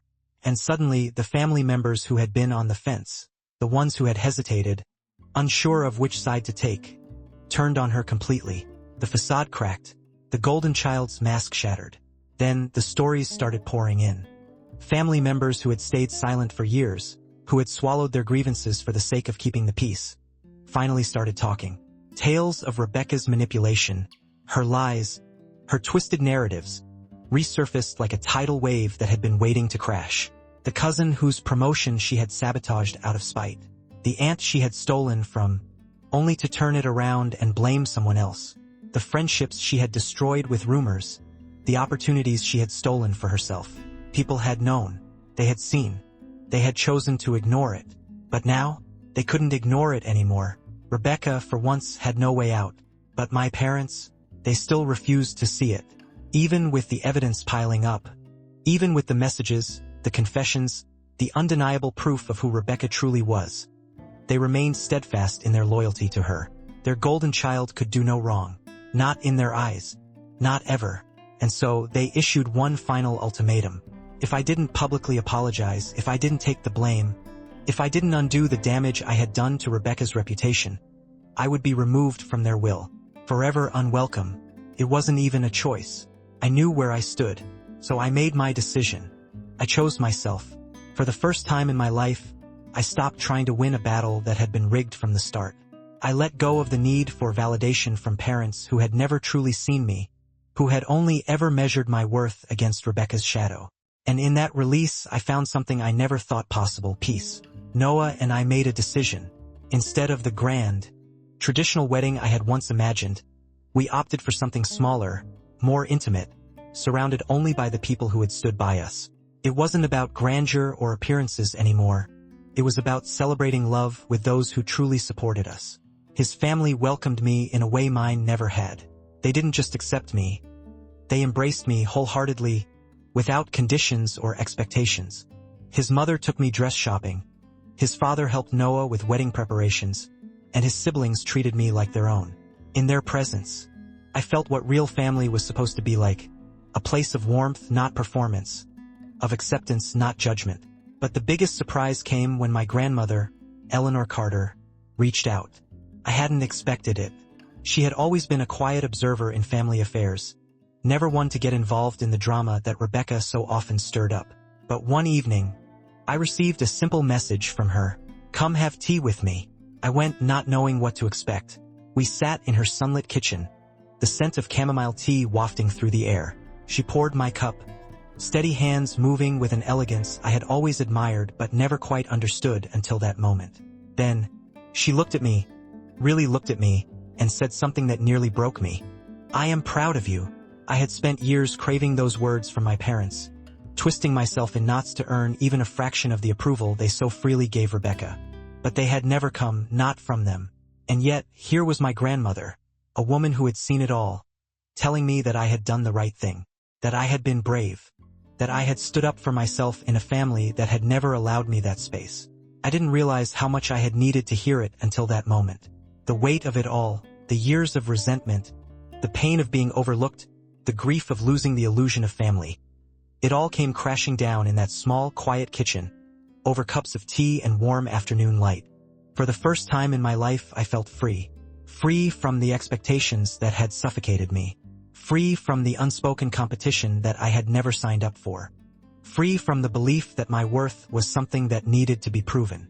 Rebecca had always been the star, the one everyone gravitated towards, the one who commanded attention, the one whose flaws were overlooked in favor of her shine. I had spent so long believing that made me lesser, that if I wasn't the star, then I was nothing at all. But in the aftermath of everything, I realized something. I didn't need to shine in the way she did to matter. I was my own person with my own life, my own worth, my own happiness. And that happiness, it didn't depend on them. It never had. As the wedding day approached, I expected to feel the loss more acutely, the absence of my parents, the empty space where they should have been. But standing there, with Noah's hand in mine, surrounded by people who truly cared, I didn't feel empty. I felt whole. I felt chosen. Not by them, but by myself. And for the first time, that was enough. And now, on to the next story. But if you found the previous one interesting and it left an impression on you, take a moment to subscribe to my YouTube channel so you won't miss out on any future stories. Thank you so much for your support. My younger brother set me up on my wedding day, making my fiancée believe I cheated. She believed him, and years later, my mother reached out with the truth. Life, for the most part, had been predictable. I grew up in a quiet, mid-sized town in Minnesota, the kind where everyone knew each other but pretended they didn't. The kind of place where the biggest drama was someone parking in the wrong spot at the grocery store or an overdue library book causing a mild uproar. It was a town that thrived on routine, where families stayed for generations, and change was more unsettling than comforting. My parents, Thomas and Catherine Sullivan, fit right into that mold. My father worked in construction, a blue-collar man who believed in hard work and keeping his head down. He wasn't one for deep conversations or emotional expressions. His love was in the little things, making sure our house was in top shape, waking up before dawn to get to work, and sitting quietly with a beer after a long day. My mother, a librarian, had spent decades surrounded by books, yet she never quite grasped the complexity of the real world. She believed in simple solutions, in smoothing over conflicts rather than confronting them. Their approach to parenting was no different. Keep things calm, avoid fights, and hope for the best. It worked for a while. And then there was my younger brother, Derek. 3 years younger than me, but always acting like he was in some grand competition I never signed up for. Derek had always been a wild card, unpredictable in ways that kept everyone on edge but never quite crossing the line into outright rebellion. He had a knack for spinning reality to fit whatever story suited him at the moment. If I got good grades, he had aced a test that no one could verify. If I won an award, he had offered something bigger but had turned it down. He thrived on attention, but more than that, he thrived on control over situations, over people, over narratives. It was exhausting, but for the longest time, I didn't take it seriously. I chalked it up to sibling rivalry, the way kids compete for approval. I should have known better. As we got older, our differences became stark. I followed a path that made sense: steady work, gradual progress. I started at the bottom at a furniture distribution company, hauling boxes, unloading trucks, learning the ins and outs of the business. It was tough, physical work, but I liked the structure, the predictability of it. There was a rhythm to the days, a sense of progress. I put in my time, earned respect, and within a few years I was a supervisor. It wasn't glamorous, but it was mine. Derek, meanwhile, was always chasing something bigger, something faster. He jumped from one scheme to another, each one more ridiculous than the last. He convinced our parents to help him with a business venture that turned out to be a glorified pyramid scheme. He borrowed money he never intended to pay back. He had an uncanny ability to talk himself into opportunities, but an even greater ability to ruin them before they went anywhere. And somehow, through it all, he always had an excuse, a way to twist failure into a near success. He had almost made it, had nearly hit it big, but it was never his fault. My parents, ever the peacemakers, refused to see the pattern. Every time Derek failed, there was a reason. When he dropped out of college, he was too smart for the program. When he lost his job, his boss had it out for him. When he lied, it was a misunderstanding. They bent over backward to justify his actions, even as he left a wake of disappointment and broken promises. And through it all, they would look at me and say, "He just needs time. You were always the responsible one." As if being responsible meant I could absorb the weight of his chaos indefinitely. I learned to keep my distance. I had my own life to focus on, and I refused to get caught up in Derek's mess. But looking back, I wonder if I should have paid closer attention. If I had, maybe I would have seen what was coming. But I was too caught up in my own world. And then came Lily Harrington, the woman I thought would be my forever. I met Lily at a wedding, one of those chance encounters that people write sappy romance novels about. It was one of those crisp autumn evenings where the air felt electric with possibilities, and the golden leaves littered the outdoor venue like nature itself had set the stage for something magical. I wasn't even supposed to be there. The invitation had come through a coworker who needed a last-minute plus one, and I figured why not? Free food, an open bar, and a night out didn't sound like the worst way to spend a Saturday. What I didn't expect was to meet someone who would change the trajectory of my life. Lily was smart, funny, and beautiful in that effortless way that didn't need Instagram filters. She was a pediatric nurse, dedicated and full of warmth, the kind of person who didn't just light up a room but made you feel at home in it. When she laughed, it was genuine, the kind that came from somewhere deep and unforced. She had a way of making people around her feel seen, a rare gift in a world where most were too busy with themselves. We clicked instantly. There was no awkward small talk, no pretense, just a natural rhythm between us, as if we had known each other in another lifetime. By the end of the night, I knew I couldn't let her be just another fleeting conversation at a wedding. I asked for her number before we left, and she smiled as she saved it in my phone, as if she already knew this wouldn't be the last time we saw each other. Dating Lily felt easy in a way that both comforted and scared me. I had been in relationships before, but nothing like this. There was no second-guessing, no trying to figure out if we were on the same page, because we just were. She had this way of balancing my structured, methodical nature with her spontaneity. If I planned a dinner date, she'd suggest we ditch it last minute for a drive to nowhere, just to watch the stars. If I got caught up in work stress, she'd show up with takeout and tell me to take a break. She was everything I didn't know I needed. A year passed in what felt like an instant. I found myself looking at engagement rings without even realizing I had made the decision. There was no agonizing over it, no weighing pros and cons. I just knew. I proposed on a quiet evening at her apartment. No grand gestures, just the two of us. And she said yes without hesitation. Life was falling into place. I had a good job, a good woman, and a plan. Derek, of course, didn't take well to that. His reaction wasn't immediate, but it was there, lurking beneath the surface. The first few months, he played the part of the indifferent brother, claiming he didn't understand why I was rushing into something so permanent. Marriage was a trap, he said. Women always had ulterior motives. Love didn't last. His words were laced with that casual cynicism he had perfected over the years, always delivered in a way that made it seem like he was just stating facts rather than actively trying to poison the well. At first, I dismissed it as typical Derek nonsense. He had never been in a serious relationship, never even kept a steady job, so his views on commitment held no weight with me. But then the comments became more pointed. He started questioning Lily's intentions, making offhand remarks about how she seemed too perfect, how no one was really that good without wanting something in return. He said it jokingly, but there was always something behind his eyes that made me uneasy. My parents, as usual, did nothing. My mother would wave away Derek's comments, saying he was just being protective in his own way. My father grunted non-committally, too preoccupied with whatever game was on TV to acknowledge the tension. It was always like that. Derek would push boundaries and they would let him, as if ignoring a fire long enough would eventually put it out. But Derek didn't stop. It was little things at first. A story here, a fabricated concern there. He would mention to mutual friends that he heard something about Lily, leaving them to speculate without providing any real details. He would bring up ex-boyfriends she had never mentioned, implying she had secrets she wasn't telling me. One time, he even claimed someone saw her having dinner with another man, only for me to confirm later that she had been at the hospital pulling a double shift that night. Still, I ignored him. I had Lily, I had my job, I had a future that had nothing to do with Derek's insecurities. I wasn't about to let my brother's paranoia dictate my happiness. But Derek wasn't just being paranoid. He was setting the stage. I didn't see the trap he was laying for me, how he was carefully placing seeds of doubt in just the right places, making sure that when the time came, the foundation was already cracked. He wasn't just undermining my relationship, he was preparing to destroy it. And I, blind to what was happening right in front of me, was walking straight into it.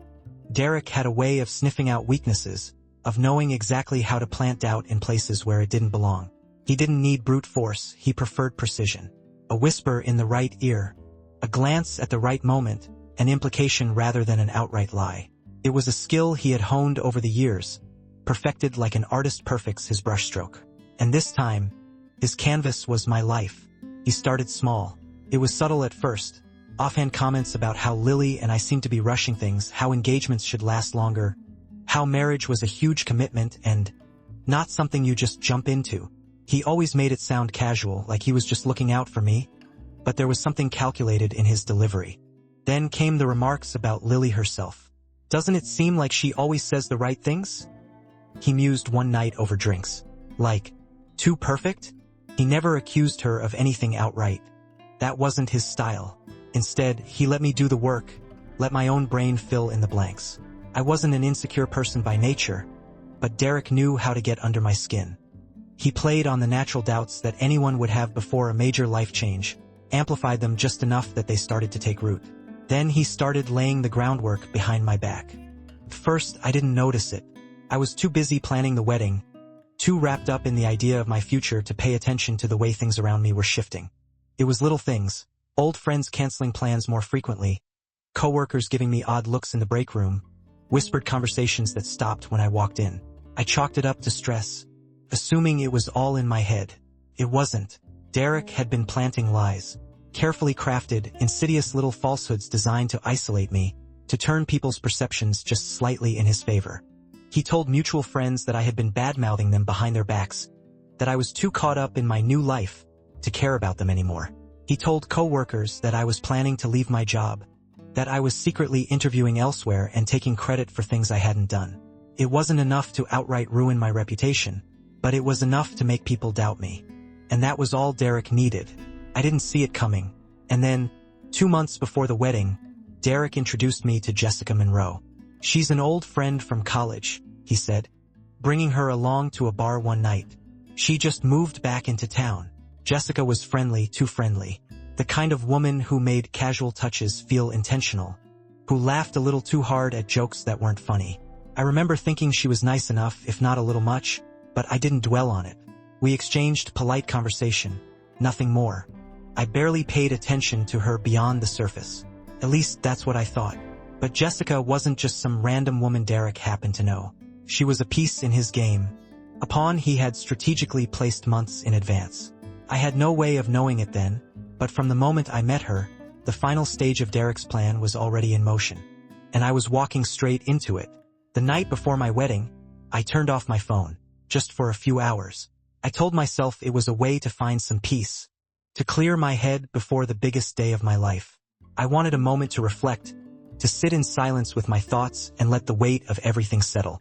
I ordered a pizza from a local place near the hotel, put on an old sitcom, and let myself relax for what felt like the first time in months. I didn't know it would be the last time I'd feel peace for a long, long time. The next morning, I woke up early, feeling light, ready. I showered, shaved, and put on my suit, adjusting my tie in the mirror with the quiet kind of confidence that comes when you believe your life is on the right path. The sun streamed through the hotel window, and for a moment, everything felt right. I was marrying the love of my life, the woman who made me laugh, who balanced me, who saw me. By the end of the day, we'd be starting forever together. That was the last time I believed in forever. When I arrived at the church, the energy was off. I didn't notice it at first, still riding the high of excitement. But then I saw them. Henry and Deborah Harrington, walking right past me without a word. Her mother was crying. Her father's face was tight, drawn in a way I had never seen before. His jaw clenched like he was holding himself back from saying or doing something drastic. I felt a chill crawl down my spine. Then I saw Derek, standing near the church office. And beside him was Jessica Monroe, the old friend from college he had introduced me to months before. Jessica was holding her phone. Derek had this look on his face. Concerned, pained, the perfect picture of a younger brother caught in the middle of something devastating. He was shaking his head, murmuring something to Lily's parents, his hand on Deborah's shoulder as if offering comfort. I knew then that something was very, very wrong. Before I could open my mouth to ask, a phone was thrust into my face. Messages, pictures, a video, me supposedly at Jessica's apartment the night before, walking into her building. The timestamp lined up perfectly, as if it had been planned. Because it had been. I stared at the images, my brain scrambling for an explanation that didn't exist. Jessica's apartment, the night before, me, except it wasn't me. But how do you argue with a video? How do you refute something that seems so concrete, so irrefutable? I hadn't left my hotel room. I knew that, but I had turned off my phone. I hadn't used my keycard since checking in. There was no proof that I had been where I said I was, but there was manufactured proof that I had been somewhere else. The hotel had already confirmed I wasn't in my room all night. Another lie, another carefully placed move in a game I didn't even know I was playing. But what did it matter? The damage had already been done. Emily had already seen everything, and she was gone. Her parents had called off the wedding. The guests were being told to leave, quiet whispers turning into murmurs, then into something heavier, something worse. The weight of humiliation pressed down on me like a stone, suffocating, relentless. And Derek was there, right in the center of it all, playing the role of the devastated younger brother. He was the one holding Lily's mother's hand, the one speaking in hushed tones to her father. He was the one shaking his head in sorrow, looking at me like he wanted to believe I was better than this but just couldn't anymore. It was perfect, a flawless execution. And just like that, my life ended. I left town, not because I wanted to, but because I had no choice. My job was crumbling beneath me. My friends had already turned their backs. Everywhere I went, I could feel the weight of judgment, of whispers just out of earshot, of people who once knew me looking at me like I was someone else, someone they didn't trust, someone they were ashamed of knowing. I put in for a transfer and left for Denver, packed up what little dignity I had left, stuffed it into my car, and drove for hours, state after state, until Minnesota was nothing more than a place in the rearview mirror. I thought distance would make things easier, that maybe if I started over I could become someone new, someone untouched by Derek's lies. But the past has a way of refusing to stay buried. The first year in Denver was brutal. The job was different, same industry, different dynamics. No one knew me, which was both a relief and a curse. There were no rumors following me, no judgment in the eyes of my coworkers. But there was also no connection, no history, no sense of belonging. I was just another face in the warehouse, another name tag on a clipboard. I worked long hours, went home to an empty apartment, and repeated the cycle. Friends were harder to come by. Trust was even harder. Every conversation felt like a test. Like I had to measure my words, ensure I didn't give too much away. Because how do you casually bring up the fact that your own brother destroyed your life? How do you explain that you're not actually the person people think you are without sounding like you're making excuses? I stopped trying after a while. It was easier to stay on the surface, to keep everything transactional. Work, bills, sleep, repeat. Then, one night 3 years later, my phone rang. It was my mother, crying. I almost didn't pick up. Our conversations had become nothing more than pleasantries over the years. Surface-level check-ins where she pretended nothing had happened, where she asked about my job and the weather as if my life hadn't been systematically dismantled in front of her. But something in her voice on that voicemail made me call back. Jessica had finally cracked. She got drunk at a bar, started running her mouth to the wrong person. Someone who wasn't just another bystander. Someone who recognized the story she was telling. Because Derek and Jessica had done this before. Not just to me, multiple times. They had a system, a carefully orchestrated game where they'd create scandals, fabricate evidence, plant just enough doubt to ruin lives. They did it to engaged couples, business owners, people with something to lose. Sometimes it was for money. Sometimes it was just for the thrill. And somehow, until that moment, they had gotten away with it. Until someone decided to start digging. It started as whispers. One person questioning a story, another recognizing similarities. Then a pattern emerged. The same woman appearing in different accusations. The same kind of setup. The same perfectly timed evidence. The truth unraveled slowly, but once it started, couldn't be stopped. Lily found out too. She emailed me, just a simple request. Can we talk? I sat staring at that email for hours. My hands hovered over the keyboard, but no words came. What was there to say? What could she possibly say that would make any of it matter now? But I met her anyway. We sat across from each other in a quiet cafe, the air thick with unspoken words. She looked different. A little older, a little more tired. There was no trace of the woman I had planned a future with. Just someone trying to make peace with the past. She slid a folder toward me. Proof, texts, receipts, screenshots of conversations. Everything that should have cleared my name years ago. She said she was sorry. That she should have believed me. That she should have known better. But it didn't matter. Some things don't heal. Some wounds don't close. Some betrayals cut too deep to ever be undone. And as for Derek, his reputation was ruined. His so-called business collapsed overnight. The truth spread fast and people saw him for what he was. No more lies, no more manipulation, no more getting away with it. The last I heard, he moved back in with my parents. Back to the basement where it all began. Life has a way of correcting itself, I suppose. Even if it takes longer than it should. I won't lie and say there was a grand moment of justice. That Derek was dragged away in handcuffs. Or that I stood victorious in some Hollywood-style courtroom scene where everything was set right. Life isn't a movie. Some villains walk free. Some wounds never fully heal. But here's what I've learned. Sometimes the best revenge isn't about getting even. It's about moving forward. About reclaiming what was stolen in a way that doesn't require retribution. Just resilience. I built a new life.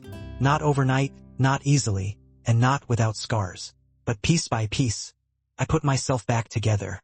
I learned to trust again, not in the way I once did, blindly and without question, but with a wisdom that came at a cost. And Derek? His lies finally caught up to him. His carefully constructed image shattered, his reputation gone, his manipulations exposed. He's right where he deserves to be, alone, irrelevant, and no longer in control. But this story isn't really about him. It never was. It's about what happens when your world collapses and you have no choice but to rebuild. About how sometimes the hardest battles aren't the ones you fight against others, but the ones you fight within yourself. To not let anger consume you, to not let betrayal define you. So if there's anything to take away from this, let it be this: be careful who you trust. Some people aren't who they pretend to be. And when life tests you, when everything you know is turned upside down, remember, you get to decide how the story ends. Now, I want to hear from you. What would you have done in my place? Have you ever been blindsided by someone you trusted? Share your thoughts in the comments, and don't forget to like and subscribe, because there's always another story to tell, and I'll be here to share it with you.